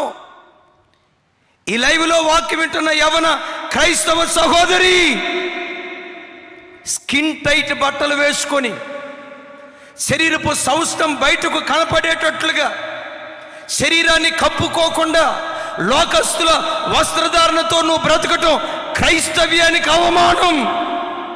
పరిశుద్ధుడు పరిశుద్ధుడని కోటాను కోట్ల దేవదూతల గణమ చేత ఆరాధించబడుతున్న పవిత్రుడైన నా దేవుని నామానికి అది అవమానం. కొంతమంది పురుషులకు సిగ్గు కూడా ఉండదండి. భార్య అట్లా అశ్లీలమైన అర్ధనగ్నంతో కూడుకున్న బట్టలు వేసుకుంటూ ఉంటే ఈ బుద్ధి లేని మగోడు ఏమనుకుంటున్నాడో తెలుసా? హై కల్చర్ కాదు, ఏదేం తోటలో ఆదాం దగ్గరికి వెళ్ళిన సంగతి వాడికి తెలియట్లా. ఏంటి హై కల్చరు? ఏదేం తోటలో ఆదాం కల్చర్ అంటే బట్టలు లేవు. మీరు వింటున్నారా? గమనించండి, బట్టలు లేకపోవటం హై కల్చర్ అంటున్నాడు. లోకం ఏమంటుందో తెలుసా? బట్టలు లేకుండా బ్రతకటం వాడు ఆది మానవుడు. మీకు అర్థమవుతుందా? ఆది మానవుడికి వెళ్ళిపోతున్నాడు మళ్ళీ మనిషి. ఎవరిని బిడ్డలారా? కులుకుతూ నడిచే ప్రతి వాడు బోడి తలగలిగిన వాడు వాక్యం అంటుంది. ఓ ప్రవక్త ఓ రోజు నా వైపు చూడండి. ఓ ప్రవక్త ఓ రోజు ఓ పర్వతం ఓ పట్టణానికి వెళ్తా ఉంటే ఆ పట్టణంలో ఉన్న కొంతమంది యవనస్తులు ఏం చేశారో తెలుసా? ఆ బట్టతల కలిగిన దైవ సేవకుని చూసి బోడివాడా బోడివాడా, బట్టతల కలిగిన వాడా బోడివాడా అని ఎగతాళిగా మాట్లాడుతూ వచ్చారు. వీళ్ళు ఎవరయ్యంటే పరిహాసమాడే యవన బిడ్డలు, గేలి చేసే యవన బిడ్డలు. ఈరోజు బిడ్డలరా, యవనస్తుల్లో ఎక్కువగా యవనస్తులేం కర్మండి, చివరికి నడి వయస్కులో ఉన్నటువంటి పురుషులు స్త్రీలను విడిచిపెట్టనటువంటి గుణం ఏంటంటే, ఓ కుంటివాడు నడుచుకుంటా వెళ్తూ ఉంటే ఆ కుంటివాడి నడకను అవహేళనగా మాట్లాడేటువంటి వాళ్ళు. అంగవైకల్యం కలిగిన వాడు నడుచుకుంటా వెళ్తూ ఉంటే ఆ వ్యక్తి మాట తీరును నత్తిగా మాట్లాడుతూ ఉంటే అతని నత్తితనాన్ని అవహేళనగా మాట్లాడేటువంటి ప్రజలు. బోడివాడా బోడివాడని ఎగతాళిగా మాట్లాడితే జరిగిందేంటో తెలుసా? అడవిలో నుండి రెండు ఆడు ఎలుకబంట్లు వచ్చి ఆ బాలుర మీద దాడి చేస్తే 42 మంది యవనస్తుల్ని చీల్చేసిందట. ఈరోజు చూడండి, యవన బిడ్డల్లో ఎక్కడ చూసినా పోకిరి చేష్టలు, వెకిలి చేష్టలు, వెకిలి మాటలు. ఆ కటింగ్ కూడా చూసారా? నా వైపు చూడండి, పర్వాలేదు. కటింగ్ కూడా చూసారా? వాడి కటింగ్ కూడా వెకిలి కటింగ్. ఇప్పుడు అయ్యా ఎలీషా ప్రవక్త ఫోటో చూపించు. ఆయనకు తల వెంట్రుకలు ఊడిపోయి ఇక్కడ వెంట్రుకలు లేవు ఆయనకి. మనోడు ఏం చేశాడో తెలుసా? వీడి వెంట్రుకలు బాగానే ఉన్నాయి, ఈ ప్రాంతంలో వెంట్రుకలు పెట్టి ఇటువైపు 0 సైజు పెట్టేస్తున్నాడు. వెకిలి కటింగ్. విచిత్రం చూసారా? ఒక్కొక్కడ హెయిర్ స్టైల్ చూస్తే వెకిలి చేస్తలు. ఎట్లా ఉంటుంది చూడండి. ఇటువైపు 0 సైజు పెడతాడు, ఇటువైపు 0 సైజు పెడతాడు, మధ్యలో పెడతాడని కోడి పుంజుకు పెట్టినట్టు పెడతాడు జుట్టు. ఎవడు వీడు? బోడివాడు, వెకిలి చేష్టలు చేసేటువంటి వాడు. నన్ను క్షమించండి బిడ్డలారా, లైవ్లో వాక్యం వింటున్న యవన బిడ్డలారా, ఈ రోజున అనేక మంది యవన బిడ్డలు వెకిలి చేష్టలకు అలవాటు పడిపోయి దేవుడిచ్చిన మహిమను పోగొట్టుకుంటున్నారు. బిడ్డలారా, నీ తల వెంట్రుకలు రోజు రోజుకు పెరుగునుగాక.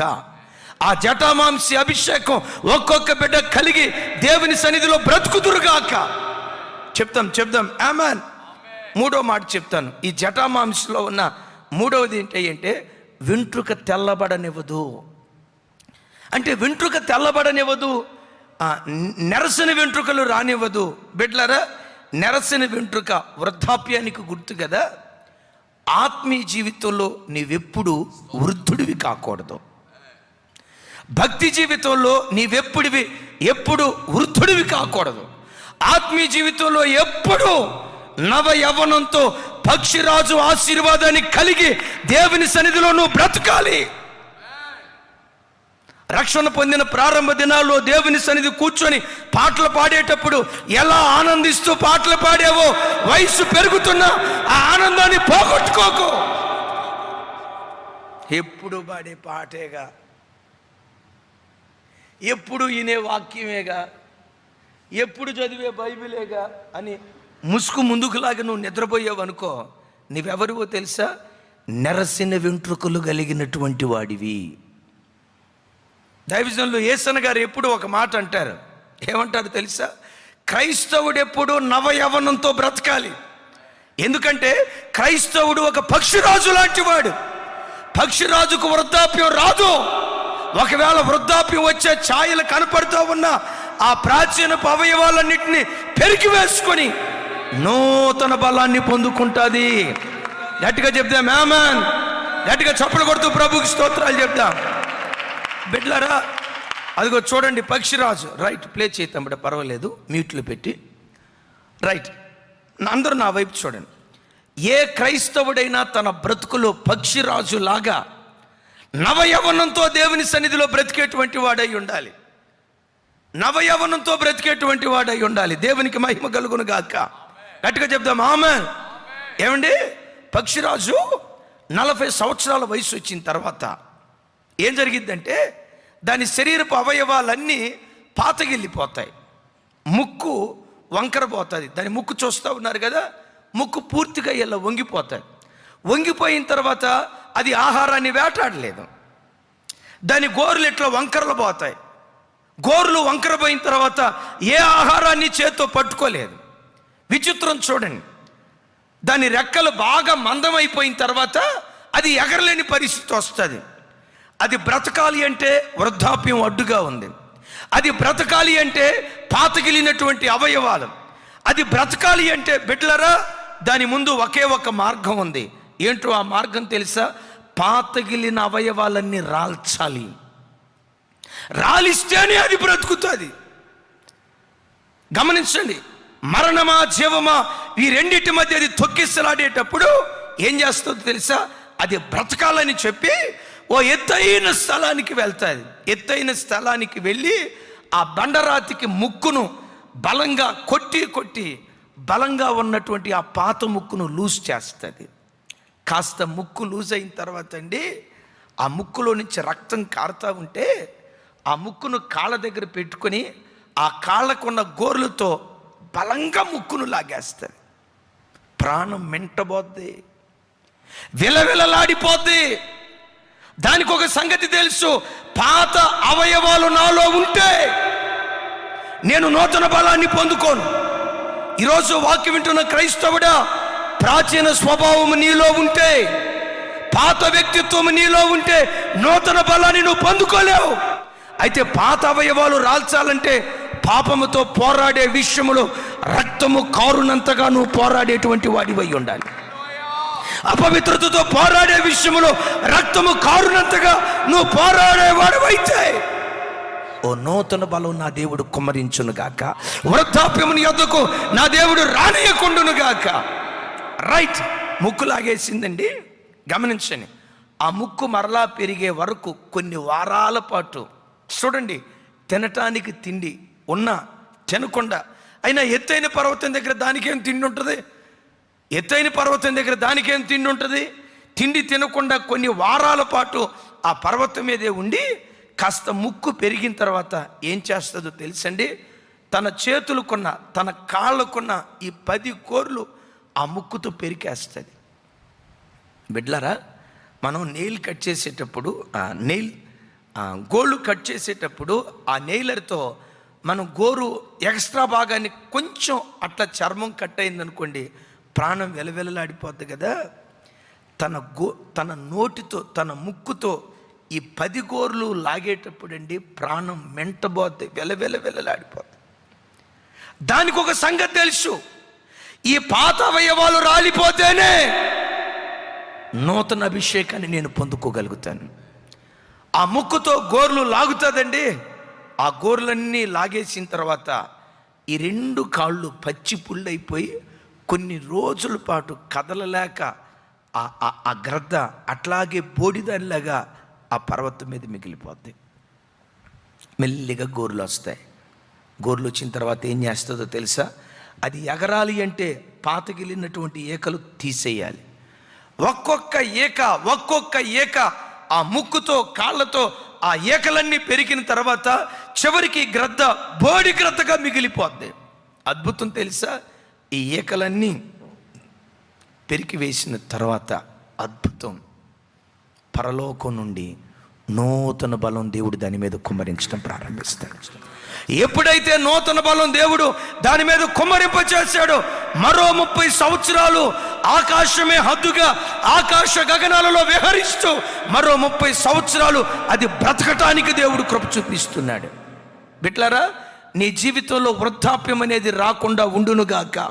కాలేబ్ అంటాడు, మోషే పంపించినప్పుడు 40 సంవత్సరాల క్రితం నాకు ఎంత బలమో, ఇప్పుడు 80 సంవత్సరాలు వచ్చినాయి.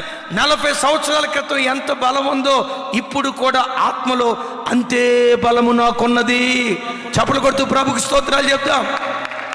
ఈ లైవ్లో వాక్యం వింటున్న బిడ్డ, ఒకవేళ దైవికమైన బలాన్ని పోగొట్టుకున్నావేమో, దైవికమైన కృపను పోగొట్టుకున్నావేమో, ఈ వాక్యం వింటూ ఉండగా ఒక్కొక్క బిడ్డ మీద ఓ నూతన బలాన్ని నా దేవుడు కుమ్మరించునుగాక. అయితే ఒకటి ఖచ్చితం, నూతన బలం రావాలంటే నీ ప్రాచీన పాడు బుద్ధి సిలువ వేయబడాలి. నీ పాత స్వభావాలు సిలువ వేయబడాలి. నీ ప్రాచీన స్వభావాన్ని నువ్వు విసర్జిస్తే నవీన పురుషుని ధరించుకునే ధన్యత ఈ ఉదయకాల సమయం అందే నా దేవుడు కుమ్మరించునుగాక. నా ప్రార్థన, ఈ లైవ్లో ఎంతమంది అయితే వాక్యం వింటున్నారో, పక్షిరాజు మీదకి నూతన బలం దిగొచ్చినట్లుగా ఈ లైవ్లో వాక్యం వింటున్న ప్రతి బిడ్డ మీద నూతన బలాన్ని ఒక నవనూతన బలాన్ని ఒక్కొక్క బిడ్డ మీద దేవుడు కుమ్మరించినట్లుగా చప్పుడు కొడుతూ ప్రభుకు స్తోత్రాలు చెప్దాం. ఒక్కొక్క బిడ్డ మీద నూతన బలం దేవుడు కుమ్మరించునుగాక. అందరం ఒక్కొక్క కుటుంబం మీద, లైవ్లో వాక్యం వింటున్న ఒక్కొక్క బిడ్డ మీద నూతన అభిషేకం, నూతన కృప, నూతన వరాలు, నూతన తలాంతులు నా దేవుడు కుమ్మరించునుగాక. ఆమేన్. రైట్. జటామాంసి దేనికి వాడతారంటే తల వెంట్రుకలు పెరగాలి, దైవికమైన బలం, రోజు రోజుకు నీళ్ళు అధికం కావాలి, బలం రాలకూడదు, బలం నెరవకూడదు. ఆ కృపతో దేవుడు మనందరిని అభిషేకించునుగాక. రెండవది, జటామాంసిని ఎందుకు రాస్తారు? జటామాంసికున్న ఇంకో చక్కటి పేరేమిటంటే తపస్విని. చెప్పండి. అంటే మన వాళ్ళు జటామాంసికి ఎందుకు ఆ పేరు పెట్టారంటే, గమనించండి, ఎందుకు ఆ పేరు పెట్టారంటే తపస్సు చేసేటువంటి మునులు ఎంత ప్రశాంతంగా ఉంటారో అంత ప్రశాంతతనివ్వగలిగిన శక్తి జటామాంసిలో ఉన్నది కనుక దానికి తపస్విని అనే పేరు పెట్టారు. ఇంతకీ నేను అడుగుతాను, అయ్యా, అంతఃపురంలో ఉన్నటువంటి కన్యకకు ప్రశాంతత ఎందుకు అడుగుతాం? అంతఃపురంలో ఉండే కన్యకకు జటామాంసి ఎందుకు రాయాలి? ఏమండి, ఈ జటామాంసిని ఏమంటారు అంటే స్ట్రెస్ బూస్టర్ అంటారు. స్ట్రెస్ బూస్టర్ అంటే మానసిక ఒత్తిడిని పూర్తిగా తొలగించి ఓ ప్రశాంతమైనటువంటి పరిస్థితులు కలుగు చేయగలిగే శక్తి ఈ జటామాంసిలో ఉంది. అందుకనే దానిని తపస్విని అని పిలుస్తారు. దేవునికి మహిమ కలుగును గాక. పరిశుద్ధాత్మ దేవుడు నాలో ఉంచిన ఆ శ్రేష్టమైన ఆలోచన ఏంటంటే, ఇప్పుడు అంతఃపురానికి కన్యకలు వచ్చారు. ఎస్తేరు ఒకతే వచ్చిందా? ఎస్తేరుతో పాటు కొన్ని 100 మంది వచ్చారా? 100 మంది వచ్చారు. ఈ 100 మందిని రాజు వివాహం చేసుకుంటాడా? లేదు. ఈ 100 మందిలో ఎవరో ఒకళ్ళని రాజు వివాహం చేసుకుంటాడు. తతిమ వాళ్ళంతా ఏమైపోవాలి? పోయిన వారం విన్నాం కదా, బ్యాక్ టు పెవిలియన్, తిరిగి మరలా వాళ్ళ ఇంటికి వాళ్ళు రావాలి. అంటే చూడండి, ఈ కన్యకలందరి మనస్సులో ఒక ఒత్తిడి. ఏంటా ఒత్తిడి? రాజు నన్ను కోరుకుంటాడో లేదో, రాజు నన్ను ఇష్టపడతాడో లేదో, రాజు మనస్సు నేను గెలుచుకుంటానో లేదో, రాజుకు నేను అంగీకృతం అవుతానో లేదో. ఒకవేళ అంగీకారం కాకపోతే ఈ అంతఃపురం నుండి మరలా నా పాత బ్రతుక్కి నేను వెళ్ళాలి కదా.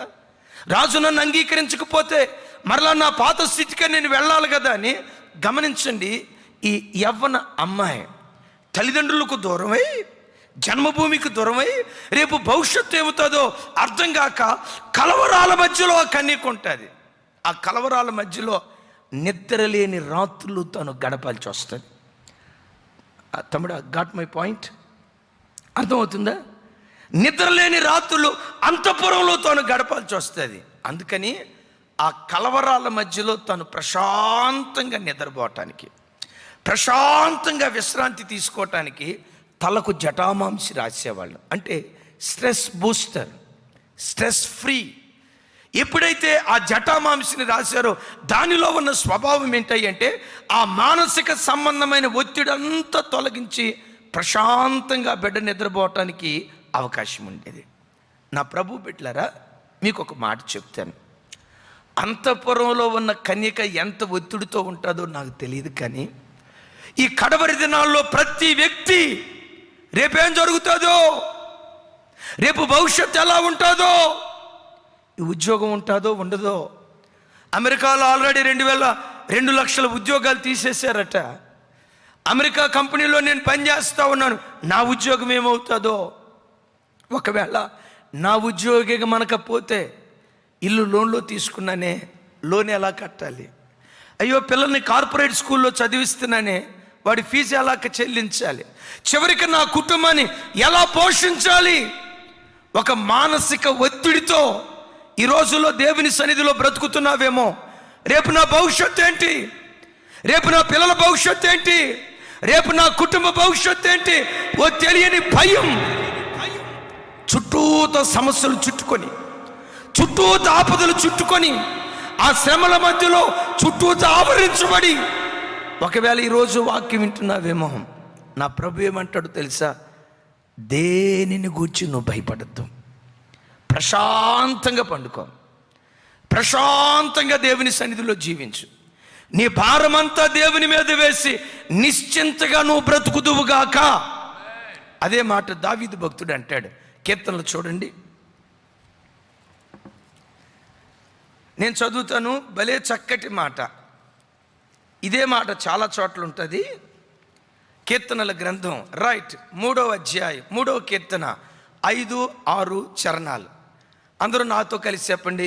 యెహోవా నాకు ఆధారం, కావున నేను పండుకొని నిద్రపోయి మేల్కొందును. నేను పండుకొని, చెప్పండి, నిద్రపోయి అంటే ఏ నిద్ర? ఏదేని తోటలో ఆదాం నిద్రపోయాడే, గాఢ నిద్ర. అలాంటి ప్రశాంతమైన నిద్రపోతాను. నిద్రపోయి హాయిగా ఫ్రెష్గా లెగుస్తాను. అయ్యా, ఎప్పుడు హాయిగా నిద్రపోతావు? 10,000 మంది దండెత్తి నా మీదకు వచ్చి చుట్టూతో మోహరించిన నేను భయపడను. చప్పలు కొడుతూ ప్రభుకు స్తోత్రాలు చెప్దా. అయ్యా దావీదు,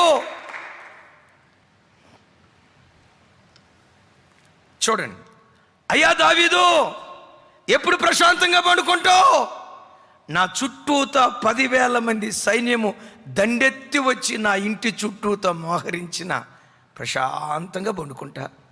ఏదేని తోటలో ఆదాంకి ఇచ్చిన నిద్ర నాకు ఈమెని దేవుడిని అడుగుతా, ప్రశాంతంగా గురకలు పెడతా. అలాగని గురకలు పెట్టారు కాక పక్కెంటోళ్ళకి ఇబ్బంది అయిపోద్ది. తమ్ముడా, గురకలు పెట్టారు కాక, రైట్, వినండి, రైట్, ప్రశాంతంగా నిద్రపోతాను, మేల్కొంటాను, నా పని నేను చేసుకుంటా. దావీదు, నీ ఇంటి చుట్టూతో ఆ సైన్యం మోహరించింది. ఒక్కళ్ళు కాదు, ఇద్దరు కాదు, ఎంతమంది? అరే, బెటాలియన్ దిగింది. 10,000 మంది సైన్యము నీ ఇంటి చుట్టూతో మోహరిస్తే ఎలా నిద్రపోతున్నావయ్యా నువ్వంటే, దావీదు అంటాడు, యెహోవా నాకు ఆధారమై ఉన్నాడు గనుక, నా ప్రాణమునకు దుర్గమై ఉన్నాడు గనుక, ఆయనే నాకు వెలుగై ఉన్నాడు గనుక, దేవుడు నా ప్రాణానికి దుర్గం. ఒకవేళ శత్రువు నా యొద్దకు రావాలంటే దుర్గాన్ని దాటి రావాలి. ఒకవేళ శత్రువు నన్ను ముట్టుకోవాలంటే మొదట నా దేవుణ్ణి ముట్టుకోవాలి. నా దేవుణ్ణి ముట్టుకోగలిగే శక్తి ఆకాశము క్రింద భూమికి పైన ఎవరికి లేదు. నా దేవుణ్ణి ముట్టుకునే ధైర్యం ఎవరికి లేదు కనుక నన్ను ముట్టుకునే ధైర్యం కూడా ఎవరికి లేదు. అరే, గట్టిగా చప్పట్లు కొట్టండి. ఆమేన్. నీ దేవుణ్ణి ఎవడైనా ముట్టుకోగలడా? నీ దేవుణ్ణి ఎవడైనా తాకగలడా? దేవుడు అంటాడు, ఈ రాయిని ముట్టుకున్నవాడు తునాతునకలైపోతాడు. ఈ రాయి ఎవడి మీద పడుతుందో వాడు ముక్కలైపోతాడు. దేవునికి మహిమ కలుగును గాక. నీ యేసును ఎవడు ముట్టలేడు, నీ యేసును ఎవడు తాకలేడు. అందుకనే ఆ యేసును గురించి దావీదు అంటాడు, గమనించండి, ఆయన నా ప్రాణ దుర్గం, నా ప్రాణం ఎక్కడుందా అంటే యేసు అనే దుర్గము లోపల దాగి ఉంది. ఎవడైనా నా ప్రాణం తీయాలంటే ముందు ఆ దుర్గాన్ని దాటాలి. ఆ దుర్గం ఎలాంటి దుర్గమో తెలుసా? ఎత్తైన దుర్గం. ఎంత ఎత్తుంది? ఆకాశ మహాకాశాలు దాటి అంత ఎత్తుంది. ఆ దుర్గాన్ని ఎవ్వడు దాటలేడు, నా ప్రాణాన్ని ఎవ్వడు ముట్టలేడు. ఈ లైవ్లో వాక్యం వింటున్న దేవుని బిడ్డ, మీకు ఒక ఖరీదైన మాట చెప్తాను. దావీదు ప్రాణాన్ని దేవుడు జీవపు మూటలో దాచిపెట్టాడేమో కానీ యేసుక్రీస్తు రక్తముతో కడగబడిన ప్రతి క్రైస్తవుని ప్రాణాన్ని యేసుక్రీస్తుతో కూడా దేవుని యందు భద్రంగా దాచబడి ఉన్నది. నీ ప్రాణానికి తండ్రి అయిన దేవుడు ఎంత విలువిచ్చాడో తెలుసా? యేసయ్య ప్రాణానికి ఎంత విలువిచ్చాడో, బా యేసయ్య ప్రాణానికి ఎంత ప్రాముఖ్యత ఇచ్చాడో, యేసయ్య ప్రాణానికి ఇచ్చిన ప్రాముఖ్యత నీ ప్రాణానికి ఇచ్చాడు. ఎందుకో తెలుసా? ఆయన రక్తముతో నువ్వు కడగబడిన వాడివి గనుక. బిడ్డ, భయపడకు, దేనికి భయపడకు. నా దేవుడు నీ యొద్ద నుంచి ఏం కోరుకుంటున్నాడు తెలుసా? అలాగని సైన్యం రాకుండా దేవుడు ఆపలా. సమస్యలు వస్తాయి. సమస్యలు రాక మానవసుమి, ఆపదలు రాకమానో, అనారోగ్యాలు రాకమానో, ఇబ్బందులు రాకమానో, సమస్యలు రాకమానో, ఆ సమస్యల మధ్యలోనే దేవుడు తన మహిమను నీ బ్రతుకులు ప్రత్యక్షపరుస్తాడు. ఆ సమస్యల మధ్యలోనే నీవు ఎలా ఉండాలో తెలుసా? ప్రశాంతంగా పండుకోవాలి. కలవరంతో పండుకుంటున్నావా? పండుకున్నా నిద్ర పట్టట్లేదా? ఓ తెలియని టెన్షన్ నీ గుండెలను పీడిస్తూ ఉందా? రేపేం జరుగుతుందో భయం గుండెల్లో. ఈ మాటకున్న అర్థం, బిడ్లరా, నువ్వు అలా ప్రశాంతంగా పండుకుంటే దేవుడు నాకున్నాడు అనే ధైర్యంతో నువ్వు బ్రతికితే, కీర్తనలు రాయబడిన ఒక అద్భుతమైన మాట, తన ప్రియులు నిద్రించుచుండగా ఆయన వారికి ఇచ్చుచున్నాడు. బాబా, ఏమని రాసింది? తన ప్రియులు నిద్రించుచుండగా. ఏ నిద్ర అది? సోమరిపోతు నిద్ర కాదండోయ్. ఇక్కడ బాగా వినండి, ఏ పని చేయకుండా నిద్రపోయేది కాదండోయ్. దేవుడు నాకున్నాడు, నేను బేషుగ్గా పండుకుంటా. Praise the Lord. గట్టిగా హల్లెలూయా. నేను దేనికి భయపడను, దేవుడు నాకున్నాడు, ప్రశాంతంగా పండుకుంటానని ఆయన ఉన్నాడనే విశ్వాసంతో నువ్వు పండుకుంటే, ఆ విశ్వాసపు నిద్ర చూసి నువ్వు నిద్రిస్తూ ఉండగా, తన ప్రియులు నిద్రిస్తూ ఉండగా ఆయన వారికి ఇచ్చుచున్నాడు. నువ్వు అలా దేవుని మీద విశ్వాసంతో నిద్రపోతే నీకు కావలసిన ప్రతిదీ సర్వ సమృద్ధిగా నా దేవుడు అనుగ్రహించునుగాక. బిడ్డలారా, మీకు ఒక విచిత్రమైన మాట, ఈ మాటకు రిలేటెడ్ ఇంకొక మాట చెప్పి నేను త్వరగా ముగిస్తాను. అందరూ వింటున్నారు కదా? దేవునికి మహిమ కలుగును గాక. గట్టిగా చెప్తాం ఆమేన్. హుషారుగా గట్టిగా ఆమేన్. దేవునికి మహిమ కలుగును గాక. ఏమండి, 71 సంవత్సరాల వయసు వచ్చిన తర్వాత యాకోబును ఆ తండ్రి ఒట్టి చేతి కర్రిచ్చి ఇంట్లో నుంచి పంపించాడు. ఎవరు ఇస్సాకు? యాకోబు తండ్రి అయిన ఇస్సాకు ఎవరు? అబ్రహాము కొడుకు. అబ్రహాం ఎవరు? అన్ని విషయాలలో బహుగా ఆశీర్వదించబడినటువంటి వాడు. దేవునికి మహిమ కలుగును గాక. అన్ని విషయాలలో బహుగా ఆశీర్వదించబడినటువంటి వాడు. అబ్రహాము ఆశీర్వదించబడిన దానికంటే ఇస్సాకు ఇంకా రెట్టింపుగా ఆశీర్వదించబడ్డాడు. నా మాట అర్థమవుతుంది కదా? అబ్రహాము ఆశీర్వదించబడిన దానికంటే ఇస్సాకు ఇంకా రెట్టింపుగా ఆశీర్వదించబడ్డాడు. దేవునికి మహిమ కలుగును గాక. ఆమేన్. గట్టిగా చెప్దాం ఆమేన్. ఆమేన్. ఈ చిత్రం చూడండి, ఇంత గొప్ప సంపన్నుడైన తండ్రి ఇంట్లో నుంచి తన కొడుకును పంపించేటప్పుడు జస్ట్ ఒక చేతి కర్రిచ్చి పంపించాడు. అప్పటికి యాకోబు వయసు ఎంతో తెలుసా? 71 సంవత్సరాల వయసు. తండ్రి అన్యాయం చేశాడా అని నేను అనలేను, కానీ మానవ దృష్టితో ఆలోచిస్తే అన్యాయమే చేశాడేమో అని అనిపిస్తుంది. 71 సంవత్సరాలు ఆ తండ్రి దగ్గర పెరిగితే ఆ తండ్రి కొడుకు ఏమీ ఇవ్వలేదు. అనామకుడిగా ఒట్టి చేత్తో పద్దనరాముకు బయలుదేరి వెళ్తున్నాడు. యాకోబు గుండెల్లో భయం, రేపు వెళ్తే మామ నన్ను చారదీస్తాడో లేదో, నాకు ఆశ్రయం ఇస్తాడో లేదో, నన్ను చక్కగా చూసుకుంటాడో లేదో, ఒకవేళ మామే గనక నన్ను చూసుకోకపోతే నా బ్రతుకేమైపోద్ది, ఎవరి యొద్దకు వెళ్ళేని, పిడికిడి అన్నం కోసం ఎవరి దగ్గర చేతులు చాచేది? గొప్ప స్థితిలో సంపన్నుని ఇంటిలో పుట్టిన నేను ఈరోజు అనామకుణ్ణి అయిపోయానేని గుండెల్లో ఎన్నో భయాలు యాకోబు తన గుండెల్లో పెట్టుకొని బయలుదేరి వస్తూ ఉన్నాడు. బేతేలులో ఆగాడు. ఈరోజు వాక్యం వింటున్న బిడ్డలరా, నిన్ను కన్న తండ్రి కూడా తాను కష్టపడి సంపాదించిన ఆస్తిలో నీకు ఏమీ ఇవ్వకుండా ఒట్టి చేతులతో ఈ పట్టణానికి నేను పంపించారా?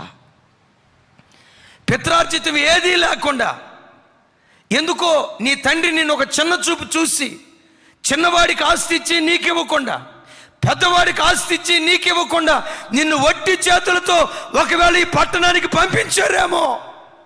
దేవా, ఇప్పుడు 40 సంవత్సరాలు వచ్చింది, నా బ్రతుకులో నేను ఏమీ సంపాదించుకోలేకపోయాను, ఒక అనామకుడిగా ఉన్నాను, ఏంటయ్యా నా పరిస్థితి అని యాకోబులాగా కన్నీళ్ళు విడుస్తున్నావేమో. నా ప్రభు బిడ్డలారా, నిన్ను కన్న తండ్రి నీకేమి ఇవ్వకపోయినా పరలోకపు తండ్రి శ్రేష్టమైనవి నీ కొరకు దాచిపెట్టాడు. నీ తండ్రి దగ్గర దొరకని న్యాయం పరలోకపు తండ్రి దగ్గర యేసు నామములో నీకు దొరుకునుగాక. కన్న తల్లి పక్షపాతం చూయించిందేమో, కన్న తండ్రి పక్షపాతం చూయించాడేమో, నీ ఇంటి వారు నీకు పక్షపాతం చూయించి ఒంటరిగా ఇంటిలో నుండి ఒకవేళ నిన్ను నెట్టేశారేమో. నమ్మదగిన దేవుడు ఈరోజు నీతో మాట్లాడుతున్నాడు. యాకోబు బేతేలుకు వచ్చిన తర్వాత గుండెల్లో ఎన్నో భయాలు. విచిత్రం ఏంటో తెలుసా? యాకోబు ఆ రాత్రి ఒక్కడే ఒంటరిగా అడవిలో మిగిలిపోయాడు. ఒకవైపున సింహాల అరుపులు, ఇంకొక వైపున పులుల అరుపులు, ఇంకొక వైపున గాండించే ఎలుకబంట్ల శబ్దాలు, మరొక వైపున తాపకరమైనటువంటి సర్పాలు. ఆ భయంకరమైనటువంటి ఆ వాతావరణంలో ఒక్కడే ఒంటరిగా మిగిలిపోయాడు. గుండెల్లో ఎన్నో భయాలున్నాయి. ఆ రాత్రి ఏం చేశాడో తెలుసా? ఒక రాయిని తీసుకొని ఒక్కడే దిక్కులేని అక్కుపక్షిలాగా ఒక్కడే రాయిని తీసుకొని ఆ రాయి మీద తలానించి, నా ఆశ్రయం నువ్వే, ఓ బండ నా దిక్కు నీవే, తండ్రి విడిచిపెట్టాడు, ఒంటరివాడిని అయిపోయాను, అమ్మ విడిచిపెట్టింది, ఒంటరి బ్రతుకైపోయింది, ఓ బండ నా దిక్కు నీవే, నీవు నన్ను కాదంటే నేను బ్రతకలేను, నీవు నన్ను చిన్నచూపు చూస్తే నేను జీవించలేను, నాకేదైనా దిక్కు ఉందంటే ఈ బండ ఒక్కటే, ఈ బండ తప్ప మరొక దిక్కు నాకు లేదు. ఆ బండను దగ్గరకు తీసుకొని నాకున్న ఒకే ఒక్క దిక్కు ఆ బండ మీద తన తలానించాడు. ఆ బండ ఎవరో తెలుసా? ఆ బండే ప్రభు అయిన యేసుక్రీస్తు. ఆ బండే నా ప్రభు అయిన యేసుక్రీస్తు వారు.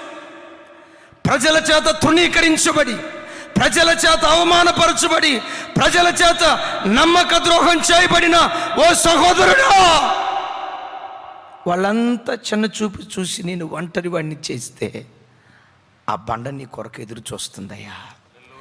ఆ బండ నిన్ను ఆహ్వానిస్తుందయ్యా. ఆ బండ నిన్ను రమ్మని పిలుస్తుందయ్యా. ఆ బండగా పిలువబడుతున్న ప్రభు అయిన యేసుక్రీస్తు మీద తన భారాన్ని వేసి, తన తలలో ఎన్ని భారాలు ఉన్నాయో ఆ భారాలన్నీ ఆ బండ మీద వేసి ఆ రాత్రి నిద్రపోతూ ఉన్నాడు. ఎట్లా నిద్రపోతున్నాడో తెలుసా? ఏదేను తోటలో ఆదాముకు అన్నలాగా నిద్రపోతున్నాడు. తమ్ముడా, నీకులాగే నిద్రపోతున్నాడు తమ్ముడా, చాలా ప్రశాంతంగా, కూల్.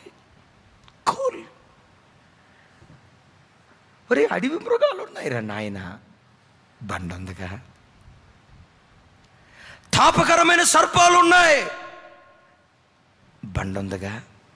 ఇది ప్రమాదకరమైన స్థలం, బండ ఉందిగా. గాఢాంధకారపు చీకటి ఈ ప్రాంతాన్ని ఆవరించింది, ఇవన్నీ ఉన్నాయి, వాస్తవమే. వీటికి మించిన బండను నేను కలిగి ఉన్నాను. ఈ బండ మీద నా భారం అంతా వేసానని ఆ బండ మీద భారాన్ని ఆనించి నిద్రపోతున్నాడు. బైబిల్లో ఇందాక మనం ఏం చూసాం? తన ప్రియులు నిద్రించుచుండగా ఆయన వారికి ఇచ్చుచున్నాడు అని రాసింది కదా. ఆయన ఆ రాత్రి గాఢ నిద్రపోతా ఉంటే ఆ రాత్రి దేవుడైన యెహోవా నిచ్చెన మీద ప్రత్యక్షమై, నిచ్చెన మీద దేవుడైన యెహోవా ఉండి నిచ్చెన మీద నుండి మాట్లాడుతున్నాడు. యాకోబు యాకోబు, నీ తండ్రి అయిన అబ్రహాము ఇస్సాకుల దేవుని. ఏంటి ప్రభువా? నీవు పండుకొనిన ఈ భూమిని నీకు స్వాస్థ్యంగా ఇవ్వబోతున్నాను. చప్పట్లు కొడుతూ ప్రభుకు స్తోత్రాలు చెప్తాను. అక్కడ వాడబడిన పదం చూడండి, అక్కడ వాడిన పదం నాతో కలిసి మీ ఇళ్లలో నుంచి మందిరానికి వినపడాలి. తమ్ముడా, నువ్వు అమెరికాలో ఉండి వాక్యం వింటా ఉన్నా, అమెరికా నుండి ఇక్కడ హైదరాబాద్కి వినపడాలి నీ స్వరం. ఈ మాట నాతో కలిసి చెప్పండి. నీవు పండుకొనిన ఈ భూమిని నీకును నీ సంతానమునకును ఇచ్చేదను. ఇంకోసారి, నీవు పండుకొనిన ఈ భూమి నీకును నీ సంతానమునకును ఇచ్చేదను. నేను అంటాను, ఈ భూమిని యాకోబుకి ఇవ్వటానికి యాకోబు ఏమన్నా ఆ భూమిని కొన్నాడా? సరే, కొనకపోతే కొనకపోయాడు. మన ఎర్రజెండా వాళ్ళ మాట ఉంది కదా, దున్నినోడిదే భూమి. కనీసం యాకోబు అంతే కదండి, యాకోబు ఏమన్నా పొలాన్ని దున్నాడా? కొనలేదు, దున్నలేదు. ఈ రెండూ చేయకపోయినా దేవుడు అంటాడు, నీవు పండుకొనిన ఈ భూమి నీకు ఇచ్చుచున్నాను, నీ సంతానానికి ఇచ్చుచున్నాను అన్నాడు. ఎందుకు ఇచ్చేవయ్యా పండుకొనిన ఈ భూమి?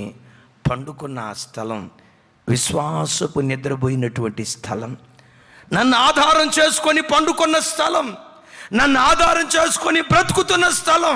యాకోబులో దాన్ని నేను చూశాను కనుక ఈ భూమి అంతా నేను ఇచ్చాను. వెత్తలేదు, కొయ్యలేదు. తన ప్రియులు నిద్రించుచుండగా, నిద్రించుట అంటే దేవుని మీద ఆధారపడి బ్రతుకుటం. నీ మనసులో ఉన్న ఒత్తిడి అంతా తీసే, ప్రభు ఉన్నాడు, ప్రభు ఉన్నారు అన్న ఒక్క ధైర్యంతో బ్రతుకు. ఈ పెండ్లి కుమార్తెకు తలకు జటామాంసి రాయాలి. ఎప్పుడు ప్రశాంతంగా, కలవరాలు రావు అని నేను అనను, ఆపదలు రావు అని అనను. ఆ కలవరాల మధ్యలో దేవుడు తన మహిమను ప్రత్యక్షపరుస్తాడు. ఫరోలు రాక మానరు, ఫరో ఉంటాడు, దేవుడు మహిమను ప్రత్యక్షపరుస్తాడు. ఎర్ర సముద్రం అడ్డు రాకుండా చేయడం, ఆ ఎర్ర సముద్రాన్ని 2 పాయలుగా చీల్చి తన మహిమను దేవుడు బయలుపరుస్తాడు. Praise the lord. గట్టిగా చెప్దాం, ప్రైజ్ ద లార్డ్. గట్టిగా హల్లెలూయా. ప్రభు బిడ్డలారా, ఎప్పుడు ప్రశాంతంగా బ్రతుకు, దేవుడు ఉన్నాడనే ధైర్యంతో బ్రతుకు. ఒక చిన్న మాట చెప్పి ముగింపులోకి వెళ్దాం. ఒకసారి ఓ మహా గొప్ప రాజు తన రాజ్యంలో ఉన్న ఆర్టిస్టులందరికీ నా రాజభవనంలో పెట్టుకోవటానికి ప్రశాంతంగా ఉండే ఒక ఆర్ట్ గీసి నా దగ్గరికి తీసుకురండి అని ఆ దేశంలో ఉన్నటువంటి ఆర్టిస్టులందరికీ చెప్పాడట. దేవుని బిడ్డలారా, వింటున్నారు కదా, ఏమని చెప్పాడు అని అంటే, ప్రశాంతతకు నిలువుటద్దంగా ఉండే ఓ చక్కటి పిక్చర్ మీరు గీసి తీసుకురండి అని చెప్తే, ఆ దేశంలో ప్రఖ్యాతిగాంచినటువంటి 3 ఆర్టిస్టులు చక్కటి పెయింటింగ్స్ గీసుకొని వెళ్ళారు. ఒక అతను పెయింటింగ్ ప్రశాంతతకు నిలయమని, ఓ పల్లెటూరు, సాయం సంధ్య వేళ, అప్పుడే పొలంలో నుంచి ఎడ్లు వస్తూ ఉన్న దృశ్యం, ఆ సాయం సంధ్య వేళ కొంతమంది కన్యకలు తల మీద కడవలు పెట్టుకొని నీళ్లు మోసుకుంటూ వస్తున్న దృశ్యం, ఓ ఆహ్లాదకరమైన సాయం సంధ్యపు ఆ దృశ్యాన్ని చక్కగా పెయింటింగ్ గీసి రాజుకి ఇచ్చాడు. రాజు చూశాడు, ఆహా అద్భుతం, మార్వలెస్, సూపర్, అద్భుతం అన్నాడు. ప్రశాంతతకు నిలువుటద్దంగా ఉంది. ఆ ఫోటోని చూసి మెచ్చుకున్నాడు, ప్రక్కన పెట్టాడు. ఈలోపు మరొక పెయింటర్ ఇంకొక ఆర్ట్ తీసుకొచ్చాడు. అది ఎలా ఉందో తెలుసండి? పచ్చని చెట్లు, ఆ పచ్చని చెట్లకు అంత దూరాన 2 ఎత్తైన కొండలు, ఆ కొండల మధ్యలో అస్తమిస్తున్నటువంటి సూర్యుడు. ఆ అందమైన దృశ్యాన్ని చూసి, ఆహా ఎంత, అసలు ఈ సీనరీ చూస్తే చాలు అద్భుతంగా ఉందే అని చెప్పి మెచ్చుకుని ఈ సీనరీ బాగుందన్నాడు. 3వ ఆయన కూడా ఇంకొక పిక్చర్ గీసి రాజుగారికి తీసుకొచ్చాడు. రాజుగారు ఆ పిక్చర్ చూడటంతో, ఏమయ్యా నేనేం చెప్పాను? ప్రశాంతంగా ఉండే బొమ్మ కదా నేను గీసుకురమ్మంది. ఆ బొమ్మను చూడటంతో ప్రశాంతత ఉట్టిపడేటట్లుగా ఉండాలని చెప్పే కదా, ఏంటి ఎట్లాంటి బొమ్మ గీసావు అని ఆ బొమ్మను చూస్తే రాజు మాట్లాడుతున్నాడు. ఆ బొమ్మ ఎట్లా ఉందంటే భీకరమైన తుఫాను, కొండపోత వర్షం, ఆ భీకరమైన తుఫానులో సముద్రపు గట్టు, ఉవ్వెత్తున లేస్తున్నటువంటి అలలు. అసలు ఆ దృశ్యాన్ని చూస్తేనే భయకంపితం, ఉన్న ప్రశాంతత కూడా కోల్పోయేటట్లుగా ఆ బొమ్మ ఉంది. రాజుకి అర్థం కాక, అయ్యా అసలు సముద్రం అలజడే కదా గుర్తు, ప్రశాంతతకి ఎట్లా గుర్తయింది? తుఫాను అలజడ గుర్తు కదా, ఎట్లా ప్రశాంతత గుర్తయింది అని అన్నాడు. ఆ పెయింటర్ అన్నాడు, రాజా కొంచెం తదేకంగా మీరు చూడండి రాజా, మీరు తదేకంగా చూసిన తర్వాత మీకు ప్రశాంతత అని అనకపోతే డెఫినెట్గా దీన్ని తీసేద్దాం రాజా అన్నారు. ఆ వ్యక్తి పనితనం మీద రాజుకు నమ్మకం లేదు, ఇతను ఏదో మాట్లాడాడంటే దీని వెనక ఏదో ఉందని చెప్పి ఆ పెయింట్ తీసుకొని దగ్గరగా తీసుకొని జాగ్రత్తగా నిశ్చింతగా పరిశీలించాడు. పరిశీలించి ఆ బొమ్మను నిశ్చింతగా పరిశీలించిన తర్వాత చప్పట్లు కొట్టి ఏమన్నాడో తెలుసా? ఈ 3 పెయింట్స్లో ఇది అద్భుతమైన పెయింట్, ఎన్ని లక్షల రూపాయలతోనే నేను దీన్ని కొంటానని చెప్పి ఆ ఫోటో ఫ్రేమ్ని తాను కొని రాజభవనంలో పెట్టుకున్నాడు. ఇంతకీ ఆ పెయింట్లో ఏముంది, ఆ ఆర్ట్లో ఏముంది అంటే బిడ్డలారా, ప్రచండమైనటువంటి గాలులు, తుఫాను, గాఢాంధకారపు చీకటి ఆవరించినట్లుగా ఉవ్వెత్తున ఎగసిపడుతున్నటువంటి అలలు, ఆ సముద్ర ఒడ్డున ఓ రకంగా సముద్రం లోపట ఓ ఎత్తైన పర్వతం ఉంది. రాజు తదేకంగా చూశాడు, ఏంటా ఈ పర్వతం అని. ఆ పర్వతాన్ని ఇంకా తదేకంగా చూస్తే ఆ బొమ్మ లోపట ఒక బండ సందు. Praise God. ఆ బండ సందు లోపట పావురం గూడు కట్టుకొని ఉంది. ఆ బండ సందు లోపట పావురం గూడు కట్టుకొని తన పిల్లలకు ఆహారం తినిపిస్తా ప్రశాంతంగా నిద్రపోతుందట. ఎక్కడ ప్రశాంతంగా నిద్రపోతుంది? ఒకవైపున తుఫాను, మరొక వైపున కెరటాలు, ఇంకొక వైపున ఉవ్వెత్తున లేస్తున్నటువంటి అలలు. ఇలాంటి ప్రతికూల పరిస్థితుల్లో, ఈ భీకరమైన వాతావరణంలో కూడా ఈ పావురం ఆ బండ సందులో ప్రశాంతంగా నిద్రపోతుందట. ఓ పావురమా, ఇంత ప్రశాంతంగా నువ్వు ఎట్లా నిద్రపోతా ఉన్నావు? ఎదురు చూస్తేనేమో తుఫాను, నువ్వు ఉన్నదేమో సముద్రంలో, ఉవ్వెత్తున లేస్తూ ఉన్నాయి, నీకున్న ధైర్యం ఏంటి? ఆ పావురం చెప్తుంది, బైబిల్లో నా గూర్చి ఏమని రాసిందంటే, బండ సందులో ఎగురు నా పావురమా, పేటబేడలను ఆశ్రయించు నా పావురమా. బైబిల్లో రాయబడి ఉంది కదా. నా ధైర్యం ఏంటో తెలుసా? ఈ బండ సందు నన్ను కాపాడగలదు అని, ఈ పేటుబేడ నన్ను కాపాడగలదు అని. నా ప్రభు బిడ్డలారా, ఆ పావురం ఆశ్రయించిన ఆ పేటుబీడు, ఆ బండ సందు ఎవరో తెలుసా? ప్రభు అయిన యేసుక్రీస్తు వారు.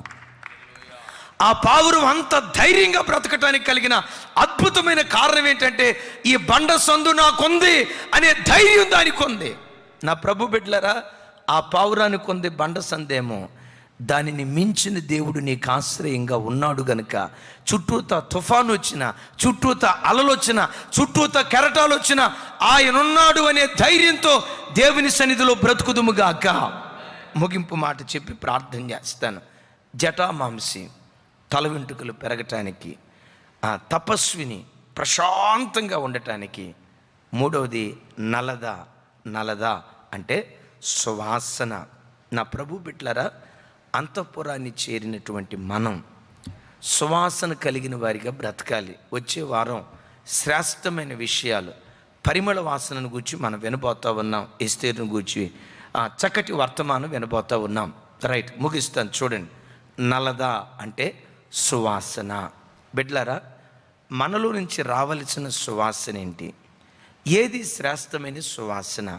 ప్రసంగిలో, సామెతల్లో మనం చూస్తాం కదా, వెండి బంగారము కంటే మంచి పేరు కోరదగినది రాయబడి ఉంది. అలాగే ప్రసంగి 7:1 ఏమని రాసి ఉంటుందంటే, సుగంధ తైలము కంటే మంచి పేరు మేలు.